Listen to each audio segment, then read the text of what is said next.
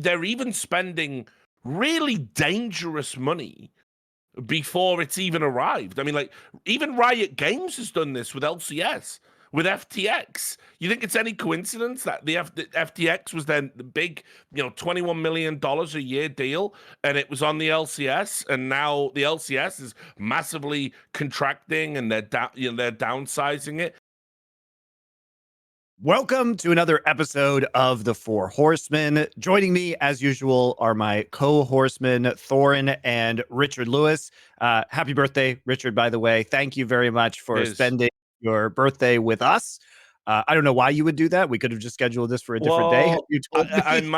I might no, don't worry about it, because it's like it's like just a shit old man birthday, you know what I mean? But like, I may, if a doorbell rings, my like mother has sent me like loads of gifts. And I love it. She hasn't sent them all in the same package on Amazon or whatever the fuck she did. So I've just been getting like weird things all day. And also, just to show you this, you'll appreciate it. One of my guys, one of my friends, I assume, just sent me this. It was just Gary Glitter's greatest hits. And people don't know, Gary Glitter is sort of like a fucked up English Elvis, but who later was revealed to be a paedophile. So, that's half the reason they bought that is for the latter part of that. Yeah, for like that just arrived like in the afternoon, and it's just had a post on it and it just said cunt. Yes. So I don't even know who sent that. Actually, here's what's funny. Even though most people on this call won't know the name Gary Glitter, you will definitely know lurppis, his music though. He's the one who did that song they always play at every Lakers game, where it's like da-da, da-da, da-da. You know the one about like rock and roll or something it's called. There you go. That's who did that exactly. That's his classic track. So everyone's heard that one. Incredible.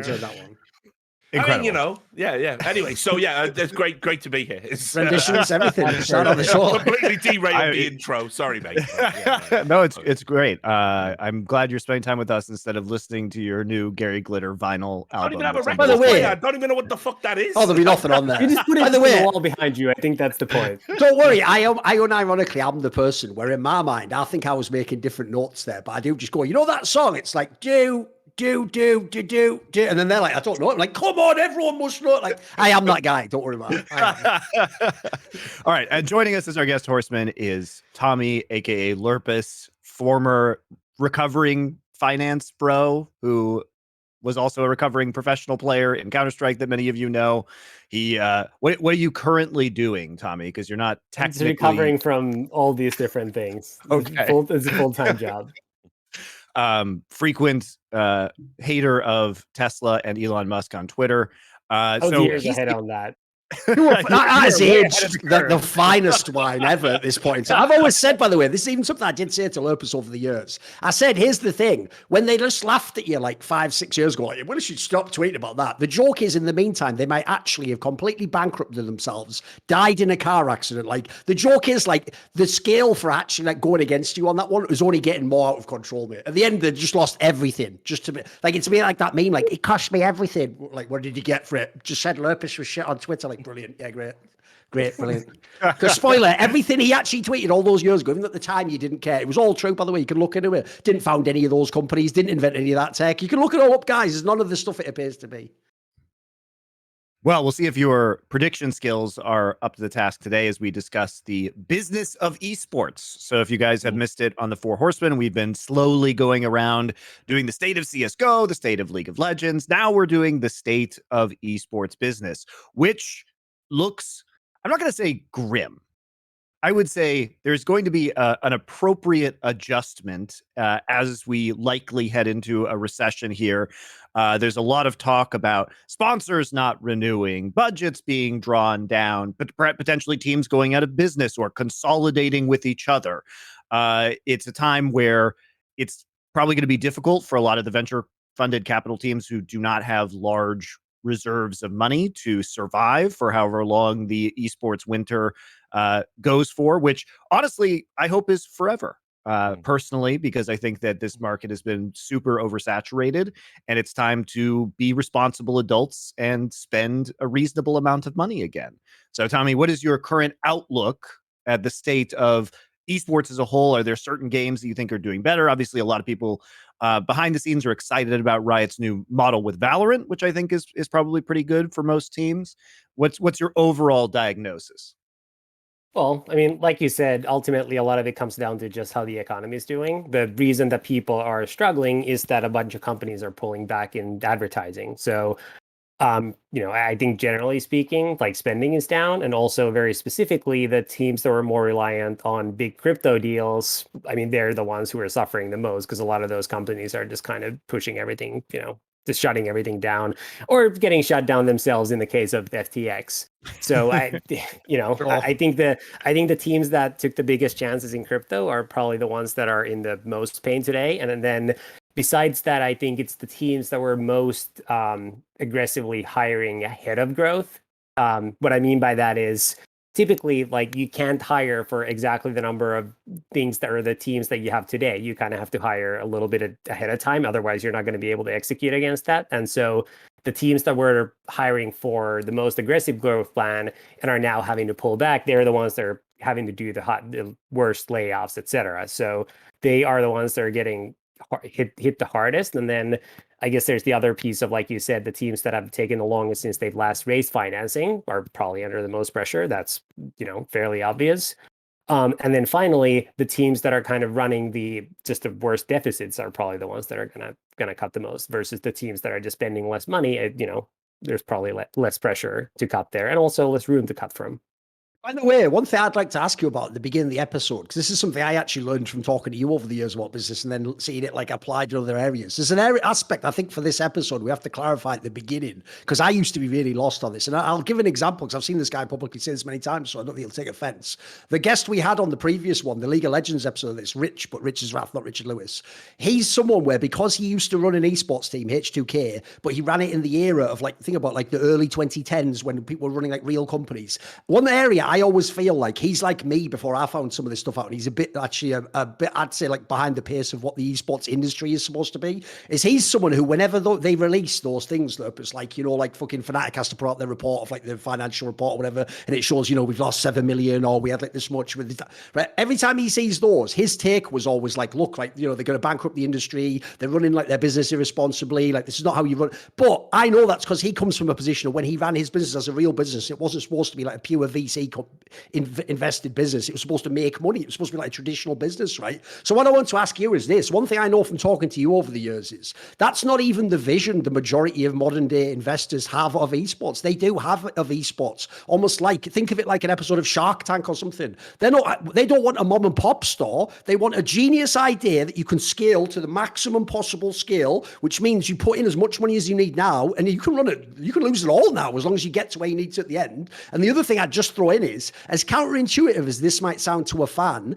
they might actually even dislike it if your startup company was making a profit, because they might see that as like, why are you taking a profit now? Like, put that back into the company. Let's scale it up further. And the idea is, in 5-10 years, we're selling it for like hundreds of millions. That's the vision. So give me some thoughts in this sense, because I know a lot of people, if they hear about like numbers are down or money's out, they're going to think it's all like the sky's falling. But what's your sense in that? Because essentially to you, isn't it more like that's how all these companies, they're all going to try and scale everything to the max, and essentially whoever's left sort of wins or something, right? Yeah, I mean, nobody's putting money into a company so they can stay profitable. Like, if you're profitable, you don't need to raise money. That's goes without saying. And so if you raise millions and millions of dollars and you're running the company profitably, that probably means that you're not taking enough risk. At least in, relative to what your investors are expecting, unless you're just, hitting the ball out of the park on everything that you're trying, which probably is just unlikely. And so there's two ways to think about like esports investments in particular. I think one is just like a traditional VC investment, the way Duncan laid out, which is you put in a bunch of money, you try to scale it to be as large as possible, and then eventually it becomes profitable, you make money. And then there's the kind of more like an investment more akin to traditional sports, which is just like a bit of a vanity investment in the sense that like you want to own a sports team. Like if I was a billionaire, like I would want to own a sports team. I think that would be really fun. Like I don't think that would be the best investment. Like I'm sure I would make more money just investing in stocks, but I bet you owning a sports team would be more fun, because even like being associated with like ENS, for instance, like that's enjoyable to me. And so in same vein, I think there's a bunch of people who view esports as likely to become something like traditional sports are today, somewhere down the line. And if that is what's going to happen, then today is going to be a much better place to put your money on the table than it is going to be in 10 years or 20 years, almost certainly, if you feel that you can kind of pick the teams that are going to be around 20 years from now. And if you think about traditional sports teams, most of them don't really make too much money. All your gains are from the capital gains of when you actually sell the teams. So if you looked at the Lakers, for instance, like, you know, all these teams that were sold like 30 years ago is for like 20 million. Like, I think the Cowboys literally were bought for like 20, 30 million. And now they're worth like 7 billion. I think at the end of the 90s, there was a famous stat where they offered like Elway, the Broncos, and it was only something like a few hundred million at the time, whereas now it would be like billions, obviously. That's like a classic example. Yeah. And like throughout that time, most of these teams are like barely break even. Like, you know, maybe they make 20, like the teams in the largest markets, maybe they make 20 million, you know, 30 million a year, but they're not making anything that's relative to what their enterprise value is. And so, you know, I think people generally view esports teams in that sense, more so than thinking that one day this is, you know, it's a talent business. Like if you're in the talent business, it's unlikely that your EBITDA margins or, you know, margins in general are going to be like tech margins, because talent's always going to take a pretty hefty piece of the pie. And that's how sports work. That's how, you know, media works. Like you can't really get around that. And so if that's the case, like, you know, you can either kind of right size and figure out ways to just like grow smartly in that lane, or you have to do other things. And I think a bunch of teams have started kind of expanding into other things. Like 100 Thieves is a good example. Like they started doing the game development thing. They bought the, whatever the keyboard company was.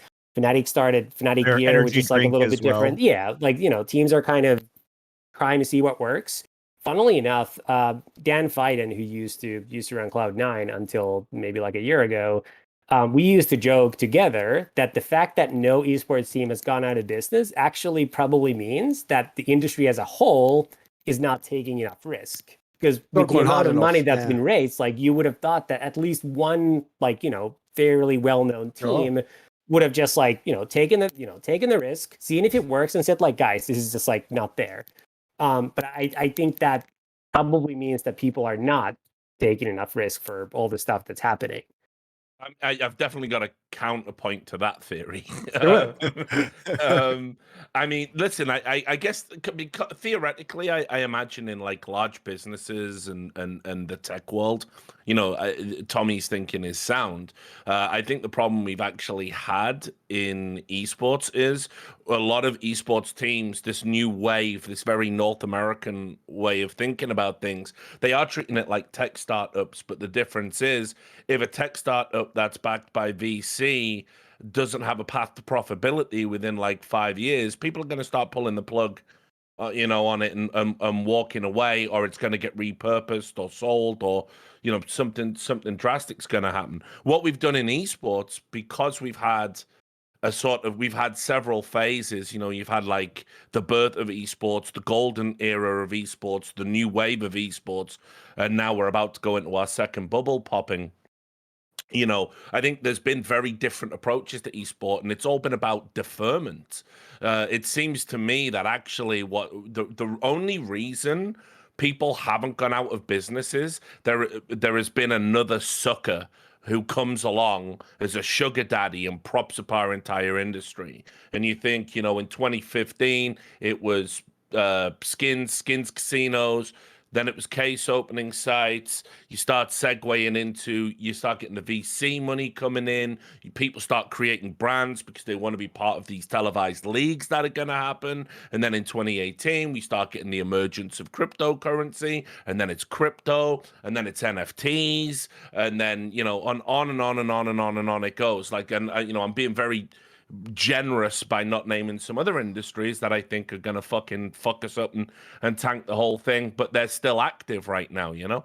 And it's like, the bottom line is, we've just been deferring the collapse. We've just found these unbelievable, almost miraculous sources of money, but that was always going to run out. That was not a sustainable model. What people were supposed to do in that time was build a sustainable revenue stream. We had to work on bringing the industry up to a level of maturity where a pay-per-view event isn't out of, you know, the realms of possibility, or an esports fan feels some sort of responsibility to, you know, maybe financially invest in their org of choice, Right. but they don't. And we saw the numbers. I was doing a podcast about this. FaZe are fucked. I mean, there was an article in Forbes. Remember, Forbes, by the way, with these comedic valuations of what an esports org is worth, like $500 million for TSM. They said FaZe is going to be the first billion. They said they are the first billion valued org, and this was in August when they floated on the stock market. Fast forward to December last year, and their stock is cratered like to 92% of its value. It went from $20.08 a share at its peak to under $1.70 at one point at the last time I checked. People walking away from it in droves. They've turned around and said we've got about 43 million left, and that's enough to keep the lights on until November if we don't radically change things. And then people say, well, they've got like 526 million followers across all of their socials. 200 million of those are tied up in celebrities that they can't monetize from really bad deals they negotiated. And then you go, okay, well, the hardcore YouTube fans are at least going to pay some money to FaZe. The average fan, the average viewer in their YouTube network is going to net them 36 cents per fan. And that, by the way, is the amount that comes in before they start slicing it up for management, org, deals they've done with talent. The whole industry has just been massively reliant on huge cash windfalls from sugar daddies and explorers and VC groups and people who are just looking to do something different. And unfortunately, it's time to pay the fucking piper because the ruse is up. It is up. There is no greater fool coming. We are going to have to massively downscale and actually start showing like real numbers, real path to profitability, real path to sustainability. All these things these North American orgs have been doing, it's the thing that pisses me off the most. The final point. We're all in the same bubble with these North American assholes that just fucking spend hand over fist, inflate salaries, blow all their money on fuck all, like objectively stupid deals, like the Overwatch fucking franchises and God knows what else. And when the bubble pops, we're all in the bubble with them. I hope when we rebuild, we're going to be very careful about who we let back into the fucking treehouse. It's like that joke. You remember that meme I always post? Someone else posted on the internet years ago, where it's a boat, and then what happens is there's a hole in the boat, and there's two guys at the bottom end, like bailing out water, and then there's two guys sat at the top end of the boat, going like, "Wouldn't like to be them or something." Like, so you're in the boat as well, you bloody idiot. Like, yeah, exactly. That's the metaphor, isn't it? So, let me try to tackle. I'm sure I'll forget some of the points that Richard made, but let me try to tackle some of them. So one, I think there's definitely like some frost that's going to come off the top and already has, candidly. And I think some more that's going to have to come off the top. I do think, though, that even if we take like, all the sexy categories that came on one by one to kind of like provide the, last jump that Richard articulated. So whether it's like, like skins, betting, crypto, in some order, some of the other categories that just started pouring some, incremental cash that people spent, like, if that money didn't come in, like there would have still been growth in all those categories. Like if we look at the bigger deals that we have across like some of the teams that we've used to manage and still oversee, like all the deals in like the traditional categories are way bigger now than they were 3 years ago. Like sure, like you would have cut some of the growth off for sure. Some salaries would have been lower, like no question. But it's not like, it's not like a binary switch. It's just like, that's just what's provided it. And I think like with regards to the kind of the risk comment, like people have spent way too much money on player salaries. Like there's no question about that. But that's my point. Like, I don't think that's not providing you anything. Like you're just in a bidding war for the same returns. Like it doesn't matter. Like if we're the only 4 team operators in the world and we're bidding for the same players, the output of those players is going to be exactly the same regardless of how much we pay them. And therefore, the players benefit. They're the ones who are better off. And there's some headlines here and there of like this player making this much money, like this first 5 million, 10 million, whatever contract, like the biggest buyout of all time. But the return profile is actually not impacted from that because you're getting the same exact thing out of those players. And so you're spending more money, like you're investing more capital, but there is no risk reward because there is no return.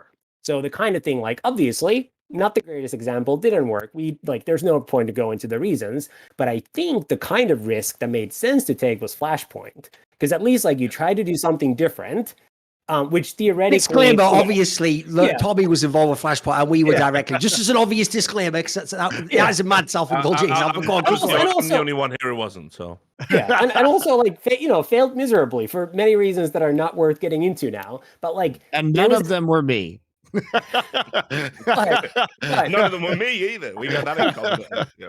But at least there was a differentiated thesis. There was like something that nobody else was doing to some extent. Like there was like it wasn't the same exact thing, and just like spending more money for the same outcome.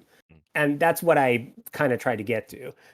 With regards to FaZe, I actually think now that their financials are public, I think they're a good example of if you just look at their like cost structure, like if like it's impossible for that to work. Like if you're doing, you know, like whatever 70 million of revenue this year or something like that off the top of my head, and your gross margin is what, like 20%, 30%. So you have, you know, you pay 50 million just straight out, but then you still have OpEx of whatever 50 million, 60, like, you know, 60 million. Like that can never work. Like if your gross margins are 20% and you have to cover 60 million, like you're just not gonna get there. Like you're just not in a realistic time period. And so like I think that actually is a good example of cost structure that like you just don't have the time to get back to in the new reality, which is higher interest rates and like shorter time periods for returns. I think there are a bunch of teams that have done a good job in just like, you know, I guess like managing to grow and also like keeping costs at least somewhat down relative to that growth. And I think there's teams that have like haven't spent like crazy. And then there's other teams that have, you know, put out press releases that they've raised tens of millions to build super teams. And I think that's the place where, like, candidly, like the industry is just worse off. Because, you know, you're not getting, like, you're actually making to some extent the problem worse. And then I guess the final point, then I'll let other people talk, is I actually think, and I've said this before, Counter-Strike, which is obviously my game of choice, is actually the absolute worst in this regard because there's no barriers of entry. The only thing it requires is like somebody walks up to Richard next week and says, "Hey, here's 10 million. Will you build me a Counter-Strike team?" Then in another universe, Richard is the next bozo bidding up the salaries of everybody and paying the buyouts. Yeah. And, you know, there's like nothing stopping you. As long as you have a good team, you don't have to be part of any of these quote unquote franchises. So Blast or EPL, like you'll still get to play most of the big tournaments. You know, your route will be a little bit harder, whatever, but like you'll always be there. You'll be bidding for the same talent. And that I think is actually the biggest benefit today, besides, you know, the central revenue share as compared to like League of Legends. It's like, at least like there are some barriers of entry, which makes that piece harder. In Counter-Strike, like, you know, there's just no end to it. Like it's so hard to stay disciplined with salaries in Counter-Strike, I think. Yeah, and I think you're a great person to talk to about kind of holistically the scene because, you know, you're still involved with Immortals, and historically that was all one company until you guys split it up, right, into its different constituent pieces, which for those of you who don't know are Immortals, the LCS team, the LA Valiant, which is the Overwatch League team, MIBR, which is the Brazilian brand that contains the Counter-Strike team and other teams also, I believe. I don't know what rosters they're running currently. Aren't you getting one for Valorant or something? Am I wrong on that one? Wasn't there MIBR is going to be in Valorant this year. Yeah. So they're partnered in Valorant as well. So you've actually and historically you guys were also in CDL for Call of Duty. So you have actually had participation in what has been and what is going to be in terms of Valorant every major professional scene. So I think what would be an interesting place to start is to kind of check in and see, as far as team leadership goes, we've seen first off, we had that totally open ecosystem that you mentioned with Counter-Strike, and that was also in League of Legends historically before the franchising era. Then we saw this big buy-in franchising era in Overwatch League and League of Legends. And for those of you guys who don't know, like, you know, I'll just say this here. You know, you would think, okay, some of these teams were paying like 20 million or whatever to enter Overwatch League. Those were payments were supposed to be made over a period of years. And indeed, due to the pandemic and other bargaining that many of the teams did with Activision Blizzard, like they didn't end up paying the full amount of those franchise fees. The joke is, like, they actually appear to run the Overwatch League, how my energy company runs in the Netherlands, where they just send you an email like, you get this month's money back. Like, oh, cheers. Thank you. I can stay alive for another month. Nice. Like, that's how Owl works, apparently. Who knew? Yeah. And so you also, as a team, receive some stipends from the developers as well, because the franchise model, at least on its face, was supposed to be this thing where you guys actually have an asset that you control. You can't get kicked out of the league. There's no relegation. It gives you safety to negotiate sponsorships, because when I ran a team, it was very difficult to negotiate sponsorships in League of Legends, because no matter what, they would cut down your money by saying, oh, you could get relegated. And they would do that to everybody, right? Because there was inherently a sponsorship risk with being associated with the game. So in theory, this was supposed to make more stable sponsorships for the teams. It was supposed to have an asset that increases in value, that would provide at least some, I think, fundamental underpinnings to the valuations of the team, because they actually own something that wasn't just a roster of players that could leave at any time, and a brand that, as we know in esports, fans don't really identify with brands. I mean, you might be an exception because MIBR is an extremely strong brand, but for the most part, it's mostly about the players and personalities rather than the brand, and the fans will follow those players to their new teams. And so we went through this phase, and we'll get to how esports could monetize better, because obviously it is at its core a marketing exercise for developers, which is a conflict of interest with the teams who are trying to create an entertainment product, I would argue, which is, part of the reason why Flashpoint was made. Anyway, then you have now a move to this new Valorant model, which is we select partners, we will give you a stipend, but it doesn't guarantee you a spot. We help you because we like you and we want your brand within this league, give you some money so that you have a competitive advantage when it comes to capital, but it doesn't prevent someone else from spending a bunch of money and like knocking you out of that partnership slot in for future years. AKA the developer's wet dream. I mean, I think it's better for fans too, if I'm honest. Like, I like it from a fan fuck perspective. the fans. Like, I could give a fuck. But I mean, but this is like a fucking developer's wet dream. It's Riot couldn't have conceived of a better method. Like, say what you will about Activision Blizzard, I think those leagues are a joke. I'm pretty much on record about that. But at least you own a slot where you're like selling something. If you want to get out of the league, yeah, there's caveats. Yeah, Activision Blizzard take 25% off the top. Yeah, they can stop you selling if they want to. At least that was what the original contracts stated. This is something else. All these dickheads in Valorant for like the past 2 years have been auditioning to Riot Games, and that's why they've all been doing, yeah, look at us, look how we run a cup, Riot, look at these great tournaments and all this value we could bring. We could be, and they absolutely fucking debased themselves for 2 years, sometimes even losing money, so they could prove to Riot what great partners they would be, just for Riot to turn around and go, nah, actually, we're not letting you in. You don't get to come and play with the rest of us. Yeah. Anyway, this whole setup I'm explaining so that we can so Tommy can opine on this, because let's start with the franchising stuff before we get into the particulars of Valorant. What was the thought process for you guys because you bought in very early, obviously, to, well, how can I put this? You got denied from League of Legends because of actions from former employees, or lack thereof. Lack of action. Let's put it that way. And then you turned around and bought an LCS slot later, but you were in the first wave of franchising for Overwatch League. So what was the philosophy behind why you wanted to be involved in franchising, and how has that progressed to this point? And do you still like this model now, and how has it changed? So obviously, like, both the getting essentially kicked out of LCS by not getting into the franchising and Overwatch League franchising both happened before I joined the company. Like, and I can speak about the like general rationale, but I wasn't there at the time.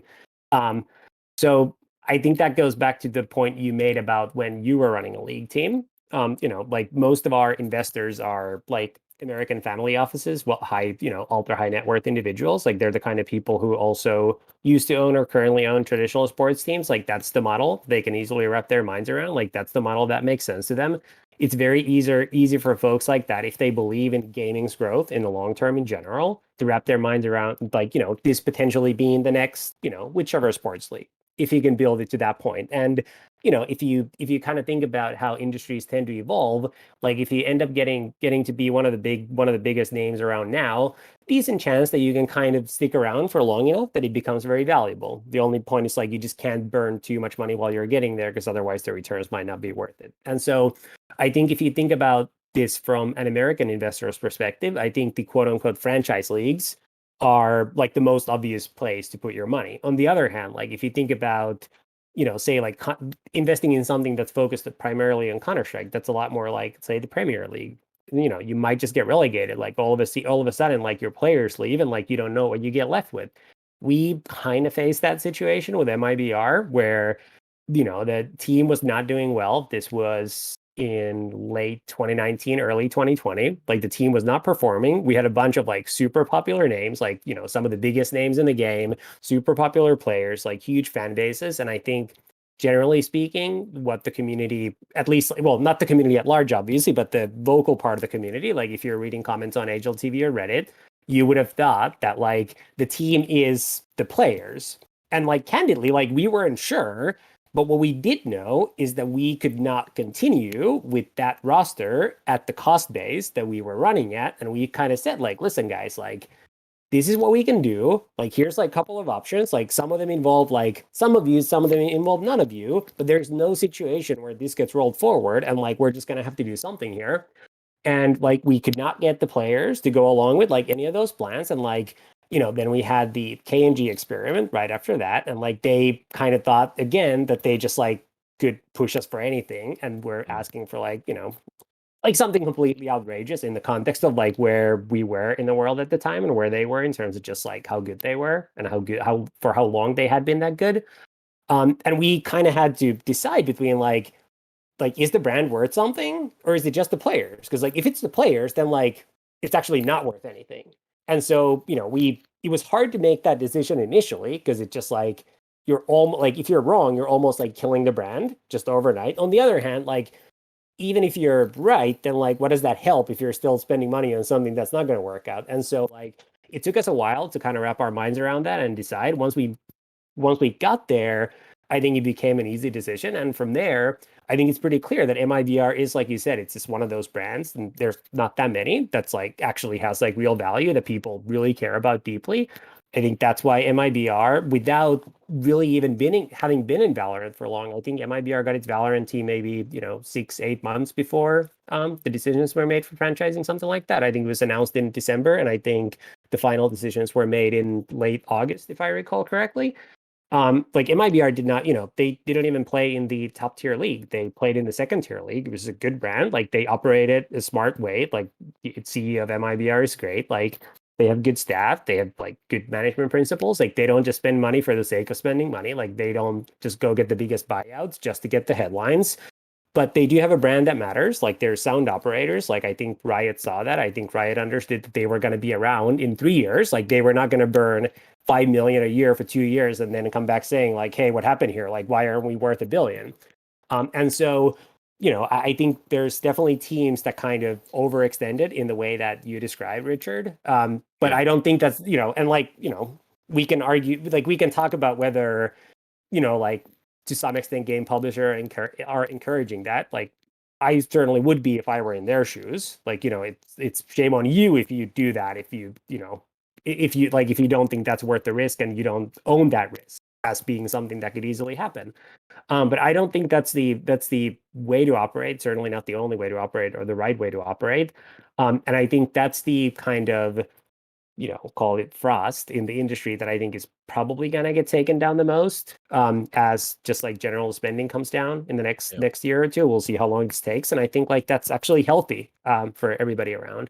And I guess to Monty, your question on the kind of on the franchise model, I think with MIBR,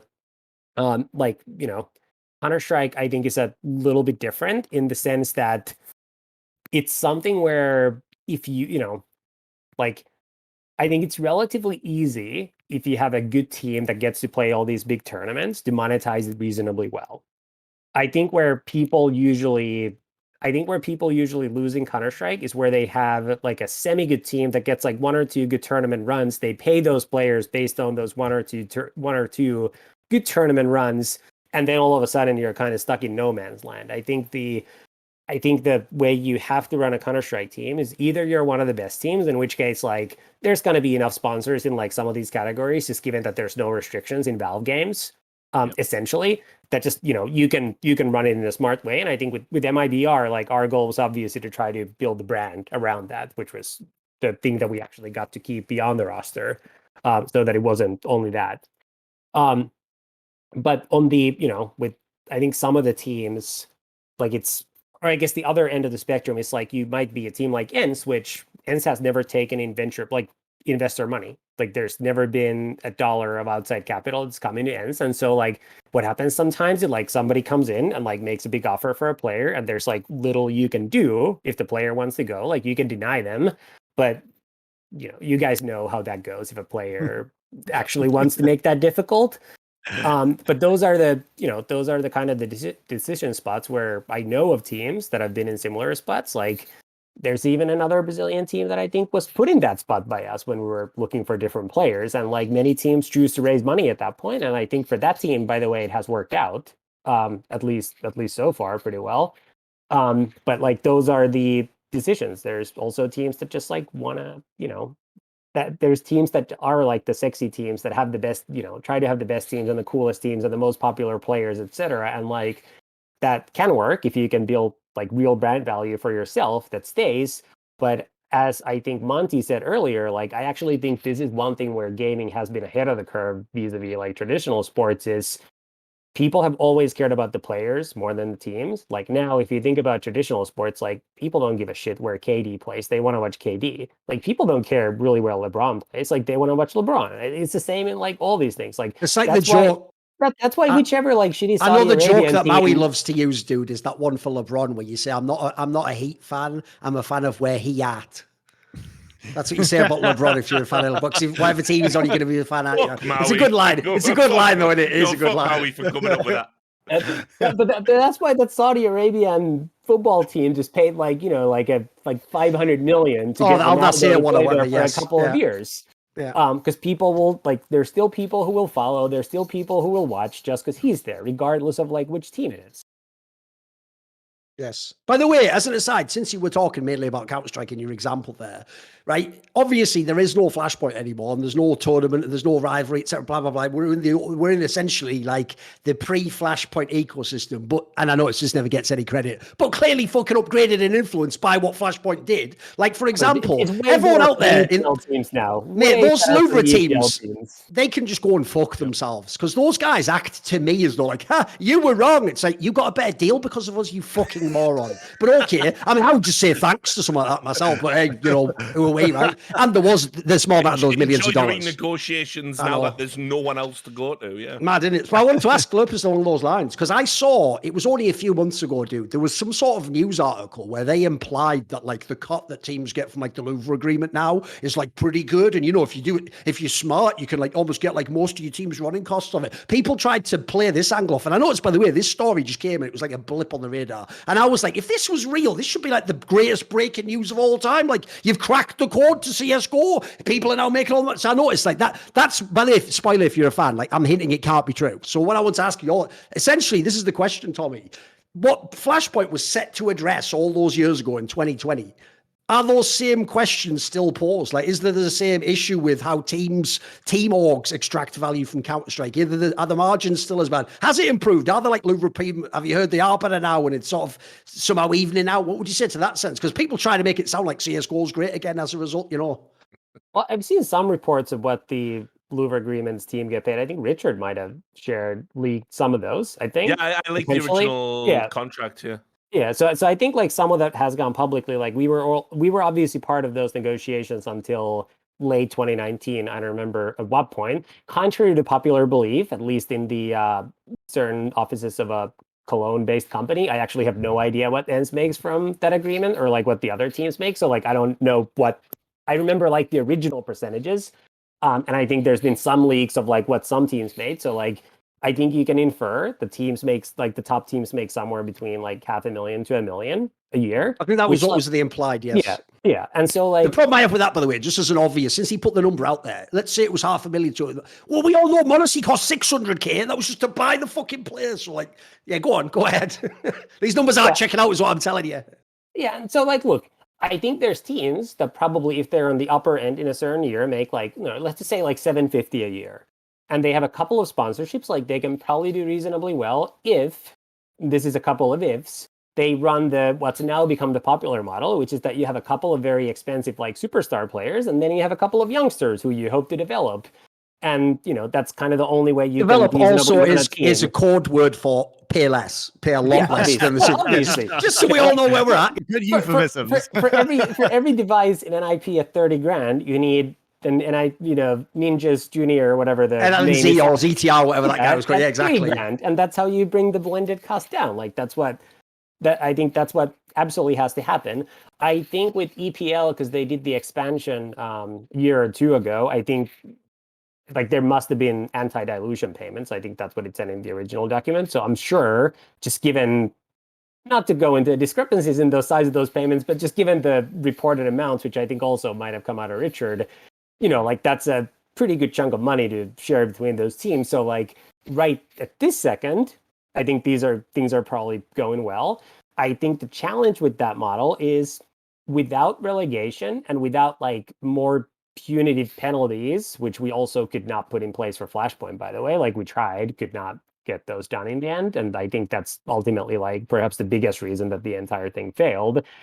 You just end up with like some of the teams that you have in EPL just have no place being in EPL, candidly. It's like, like EG's won like 2 games and, like 3 years, 6 seasons or something. Finished bottom of the group 3 times out of the last 4. And like you say, I think they've won a total of like 2 games. Yeah. And so like, I think like, I just don't know how to make that model work, because I don't know how the open, like unless you have a fully open ecosystem, but you just also happen to be ESL and you essentially have complete market, just like complete monopoly in the market. Like, I don't know how you can make that work on the tournament organizer side, because if we go back a couple of years when we had more TOs competing for the calendar, like nobody was running enough events except ESL so that their like, fixed cost base could be amortized over all those different events. Now, somehow ESL like way overspent on all that anyway, but nobody else even had a chance. Now there's fewer of those events, but I think, ESL somehow has a larger portion, I think, of the calendar. Blast, I actually think, has the best product out of anybody in Counter-Strike. I think like I think Blast is like by far the best operator for viewers. But somehow like they just can't, like their format is horrible. Like it's just like this years-long group stage with like a couple of games that matter that like come up randomly with no build-up. Somehow they get no incremental time on the calendar. Like they can't push for it, can't negotiate it for it. Like I'm sure because of ESL. And they're kind of stuck in this no man's land where like I don't know what they can do besides like expand to other games. And I don't know how anybody else could now come into the industry. And so like I think you kind of inevitably end up in a place where it's like more ESL, because I don't know how you can kind of solve around that. And like in that future, Duncan, and like what we were saying at the time in some of those FP negotiations is like, sure, it's fine to negotiate now and go with ESL, but like if this fails, like who's putting up the alternative in like 3 years or 5 years when they have to pick up the option and figure out like what the next guaranteed revenue share payments are? Because if they're not monetizing at a pretty good level at that point, like you're not keeping up the MGs. For as long as you have the MGs in place, like you're getting paid decent money, but who knows what happens then? Like it just comes down to just means a minimum guarantee if you're a fan, by the way. It just means what they agree at a minimum to pay to be in the Louvre agreement. So I mean, as far as Blast is concerned, I think their current status is a relic of the ESL era where they were devouring the whole calendar because they were, a publicly owned company or owned by a publicly owned company. And they were trying to just maximize viewer hours at the lowest cost possible. And they were using their monopoly basically just to bully people, whether it was Blast or whether it was Flashpoint. Now, obviously, their mandate, I think, has changed pretty dramatically since they were acquired by the Saudi Sovereign Wealth Fund. And I think to your point about ESL expansion, it's going to be really difficult for other people to compete with ESL because their main goal has gone from pinch every penny to spend lavishly for market share over a long period of time. Like, it's completely shifted what their goals are. The only thing they care about is audience acquisition. They will lose a ton of money in order to grow the esports audience as much as they can and the ESL audience for a payoff 10 years down the road. They have infinity money for all intents and purposes. And I think as far as Blast is concerned, they already are expanding into other games. They recently acquired the entirety of the Rainbow Six circuit from Ubisoft. So I think that was probably a pretty big win because the developer is going to pay them to do that. But they were bidding on that process as well. So didn't they also do something recently with Valorant? I think they did like a Valorant tournament last year or something. Am I wrong on that? Yeah, I thought they did something, right? Fortnite as well. So like they've been pushing into other games. So yeah, but I think you're right because Blast had to create this format and these windows within the calendar because of ESL's monopoly. And I don't know if they had very many good options. It was like, and also frankly, because of Flashpoint, like we were in competition for slots on the calendar with them as well. And so they had to create a plan, which may not be changeable now that they have sold these franchises or these partner slots. And they had to fill in these holes in the calendar, which are, a week here, a week there, which is why their schedule is just so split up over everything. I'm sure they would rather not have what they have either. I don't think they would say it's ideal. Well, the funny thing about the league structure is that not only is it clearly from an esports fan's perspective, I think it's like pretty definitively clear that people prefer tournaments to leagues in esports. Like yes. I don't know that you can make the counter argument at this point. Even Riot's coming around to that one, mate. Like in League of Legends, they're making it into tournaments now instead of leagues, basically. I think that's just in agreement. But like if you think about, like a franchise league, like an EPL, and you want it to feel like everybody is competitive, it would actually be better for you to just host tournaments rather than like a league twice a year. Because what I've always said is what you actually want if you're running a team is you don't need a team that's always in the semis. You don't need a team that's always like in the quarterfinals and goes out. In fact, like that's bad for you. What you would like is like high variance. Like it's fine if you go out in groups and dead last, bomb out in 2 games every once in a while, so long as you also have the run where you make the semis or whatever. Because like that's what actually keeps the fans excited is the variance. Like it's not interesting for anybody to watch you finish in top 8 every single time. And so that I think is what actually the admittedly like very robust tournament structure of EPL, like group stage, best of 3s, etc. Like, yeah, you'll probably find out like who the better teams are, but like that's not great for the teams who are not competing for the, like those are the teams that end up looking horrible in that structure. EPL, I think the counter argument to this is always like, well, the teams want a certain minimum number of games so that they can sell sponsorships and say, hey, we're going to we definitely are going to be there for X number of days on the broadcast every year, as opposed to the high variance where if you have a lot of tournaments and somebody flops out early on. So I think the thesis behind EPL is that it's a stabilizing factor that the teams demanded in order to get sponsorships. Not right? just teams, though. I actually disagree. Richard's probably gonna say the same thing, but like I think you can guarantee the teams the same number of days because the teams that bum out in groups play 5 games a season, and so like you could do that over 2 tournaments. That's like fair. 4 tournaments a year. Like that's not the problem. I think it's that all the TOs similarly compete for the players' preferences, and the players, no matter how bad or good a team is, they will always think that if they play a best of 9 million, they're the ones who win. It's like the Michael Jordan quote, like, I never lost a game, I just ran out of time. Everybody thinks that, no matter how bad they are relative to who they play against. Anyway, I probably also thought that.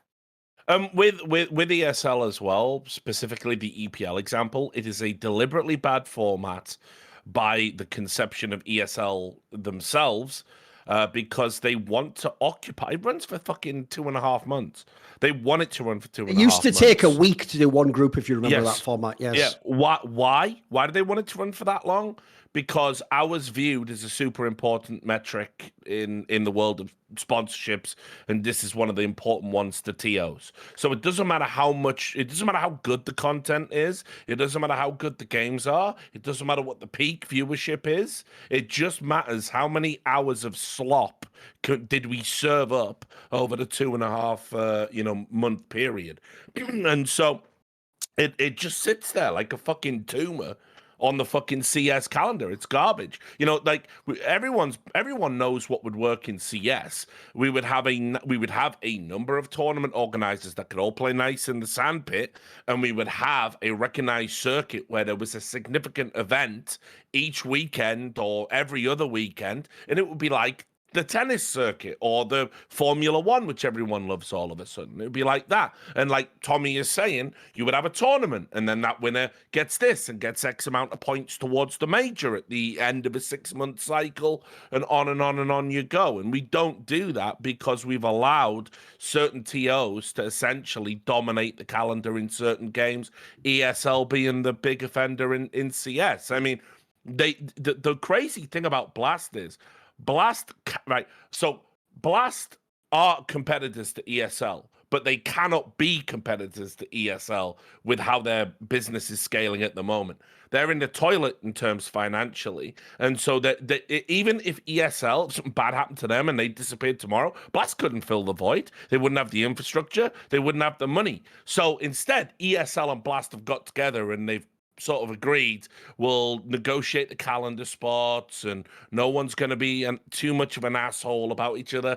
But it's just like Schillinger and Adebisi and Oz, like making a fucking temporary alliance. One's going to shank the other eventually.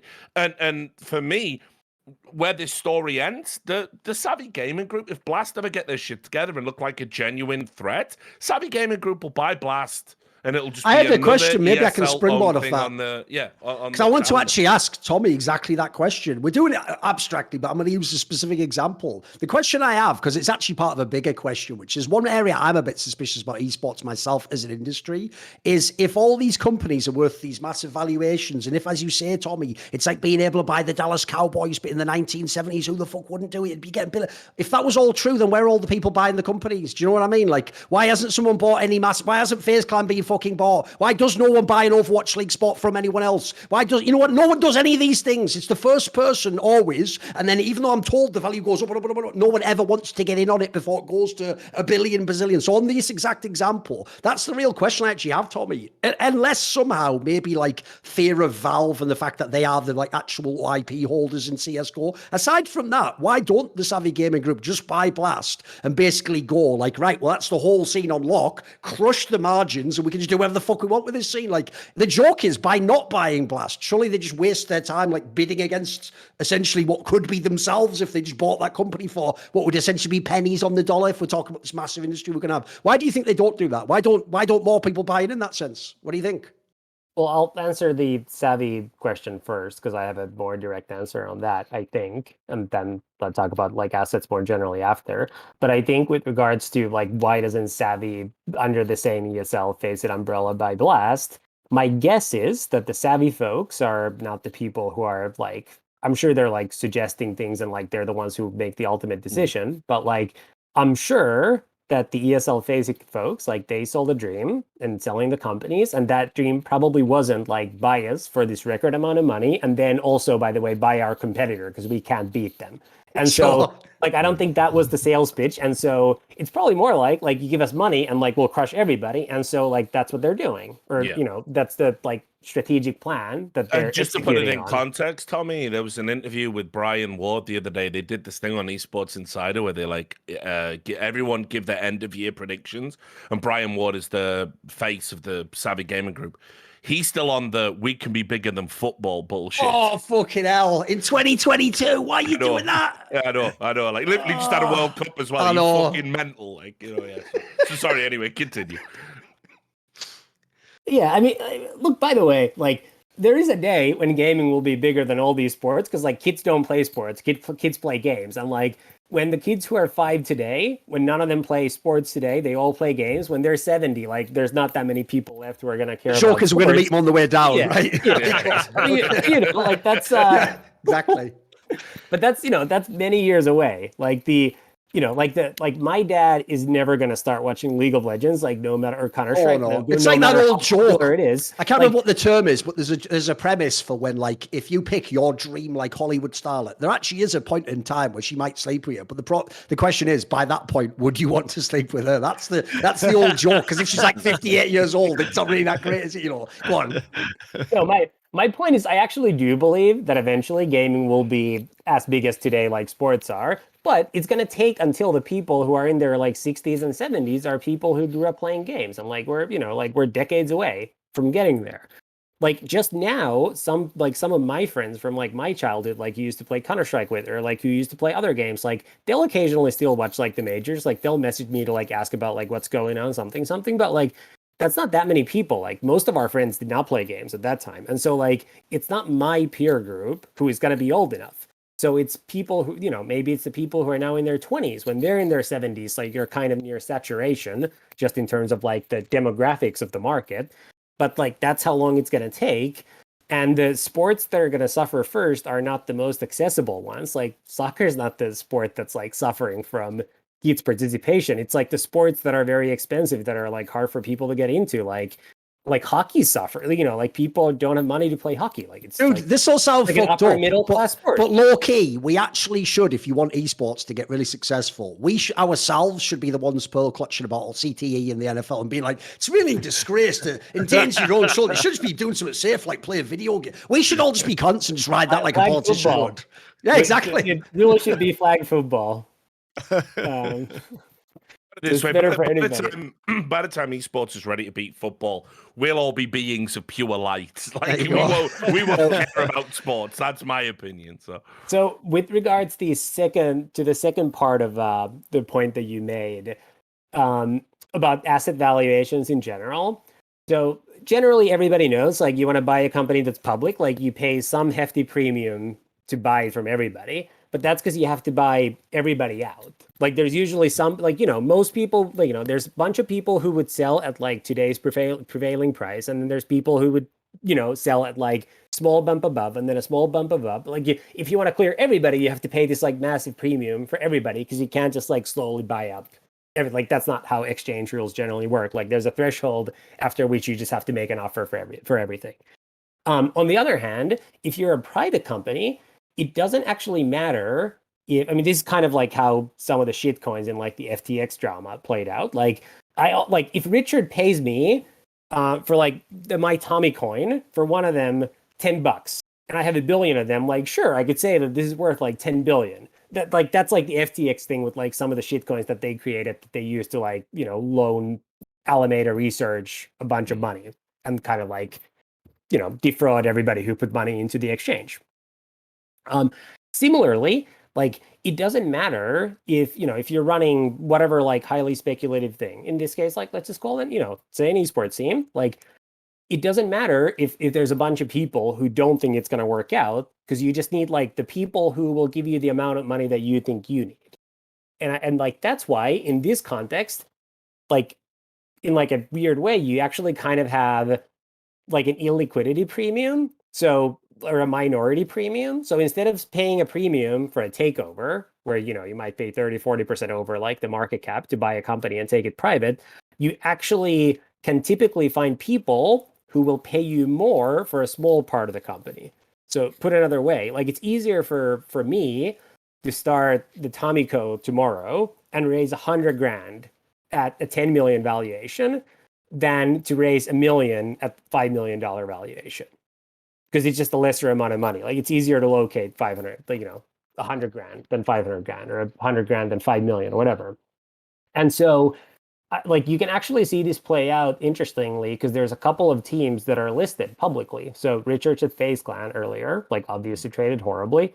Astralis is another one that's been public for just over 3 years now. I think their IPO was in 2019 December. Like they've always traded very poorly. Like you could actually go buy Astralis at a nice premium, sell it for what the LEC slots have sold recently, and keep the Astralis brand, the Blast slot, the EPL slot, and the Counter-Strike team for free, and you would probably have like a decent business left over. You would. Now, Yes. now, like, the management team, obviously, like, they own a huge chunk of it. They wouldn't sell, but like, that's how depressed the valuation is.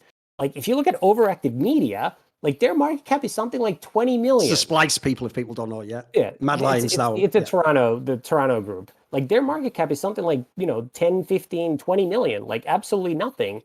And it's because it's the reverse in that. Like, if you're in the private markets, you need to find some people who believe that and they'll give you the money. But like, there's all these other people who just want to sell. And like, if the supply and demand is such that you can get lesser amount of money at a higher valuation, you actually end up with very depressed public valuations, which is what we've seen here.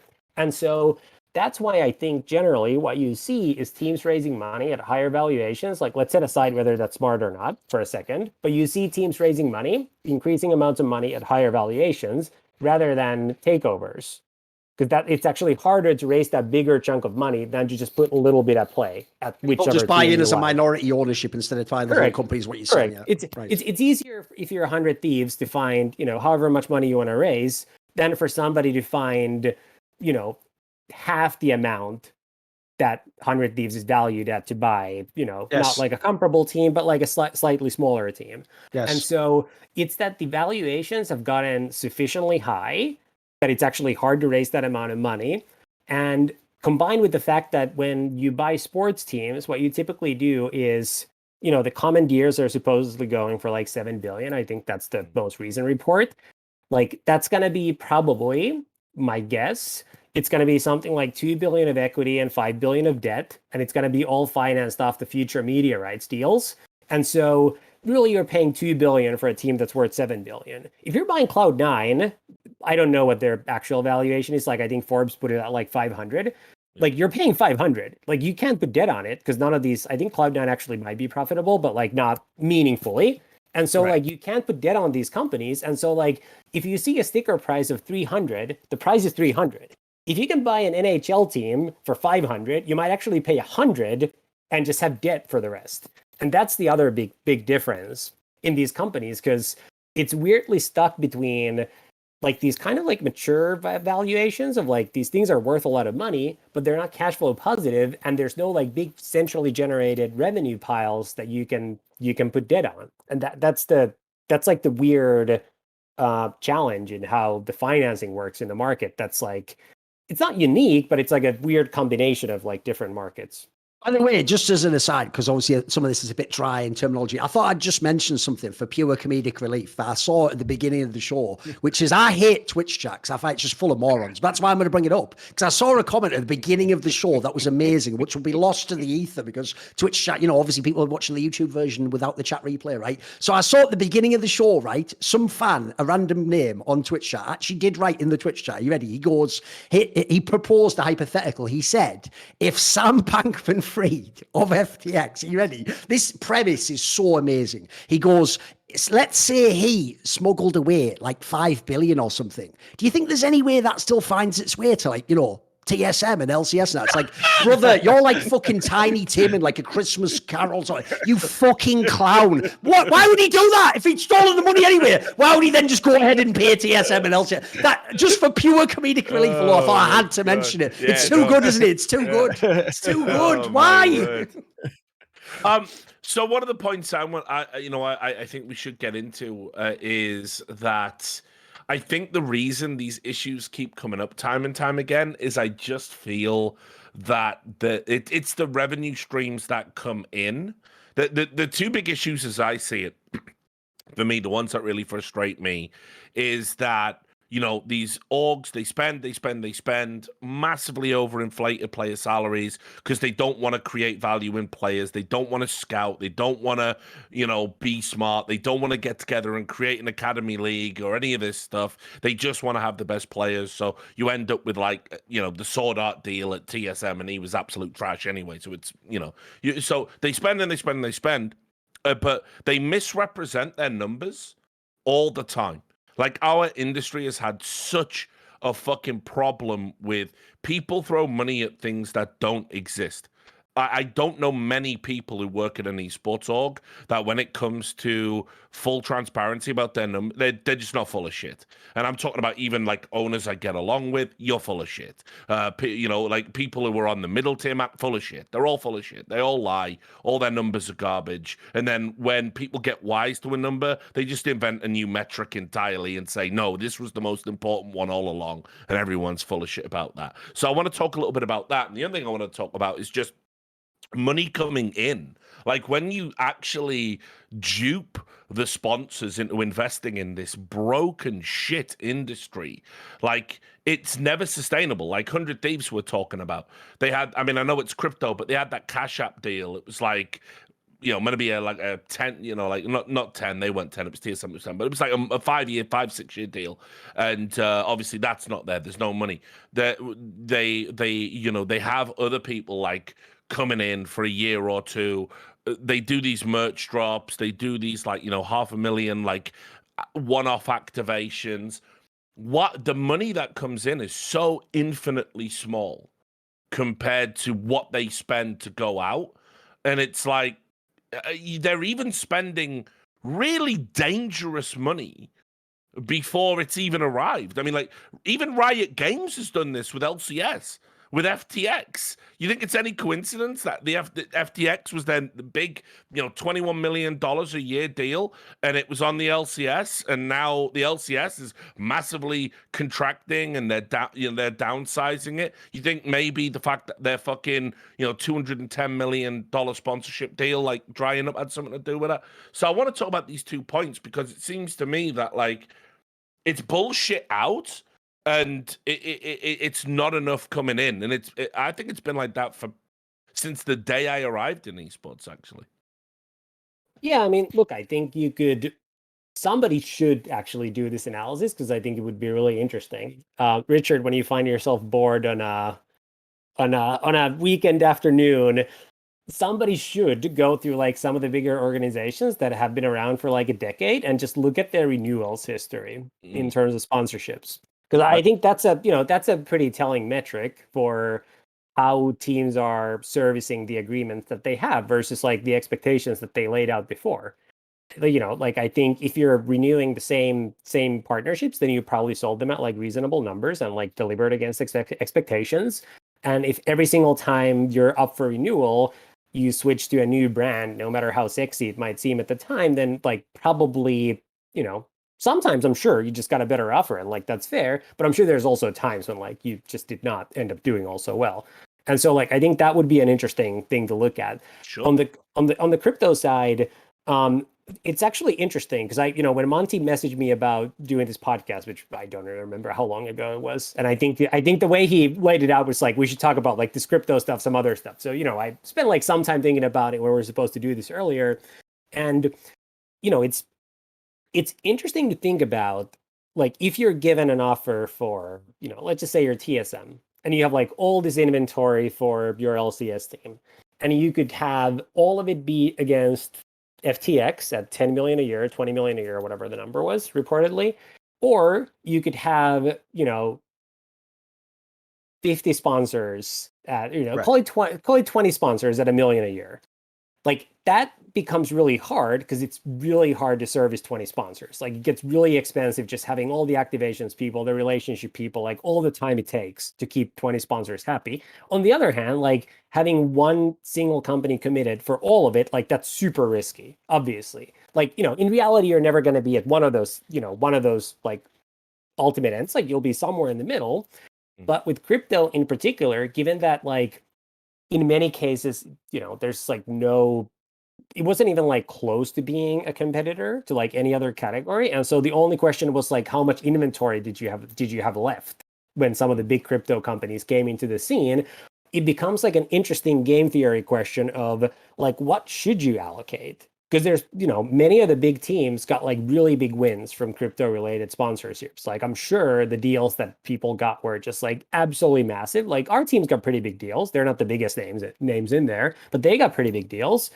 And like now, like I know on our end things are looking good, but I've also seen reports that for many of the others in the industry, like things are not so much. So we've just candidly gotten lucky in that regard. But like, it's a tough question to say, like, oh, like, so do you turn down the huge amount of money? Like, should you rather say, like, oh, Richard, you want to give me 10? No, you know what? I'll take 3 and I'll find somebody else to take the other 7. Like, it becomes a hard decision if, like, that's kind of the situation. I I think essentially the orgs are too greedy. Like, they just say, like, let's find a way to make the 10. Even though, as you're saying, there's only so many like activations you can do. In my experience, there's absolutely no deliberation process whatsoever. Right. And in fact, I mean, I'm just gonna say this, like with the FTX stuff, that between the fine minds at TSM and the marketing geniuses at Riot, I mean, keep in mind, like as Tommy rightly said, there were a number of red flags around FTX. Like, I know fuck all about crypto and crypto exchanges. I watch a CoffeeZilla video. That's like how I get my shit. There were definitely red flags. I know, what's mad? I might be so off base on this, Richard, but just the thing they did where they were trying to make that guy seem awesome because he was like, I'm trying to give away all the money. That alone to me, before I even knew, was like, holy, I'll never be in business with this guy. Who the fuck? He's trying to give it all away. Like, I want him to be like, I'm the most evil piece of shit, Scrooge. Yeah, that guy. Get me that guy. I want to work with him. He's going to have the vault of gold. Know, you had this weird, like, when they trotted him out, I thought he was like some like 18-year-old savant, and then it was like, no, he's just a 29-year-old weirdo with wheelie bin tits, and you know, like, oh, brilliant, this is great. This is the guy that's gonna fucking, you know, what was it they put on that magazine where they said he was gonna be like the new Warren Buffett or something? It was something insane like JP that. Morgan. Next JP Morgan. JP Morgan, because he was bailing out crypto companies, as it turns out, just to bail himself out. Yes, in the exactly. process. Perfect. So it's like there were definitely alarm bells there, and this is the thing. It's like, you know, you brought up Astralis earlier, Tommy. They're another one. Everyone forgets about it. They took $1 million, I think it was, not euros, from that esports.com IPO, right? And they had financial criminals involved with their shit, and that just quietly went away, and no one ever brings it up ever again.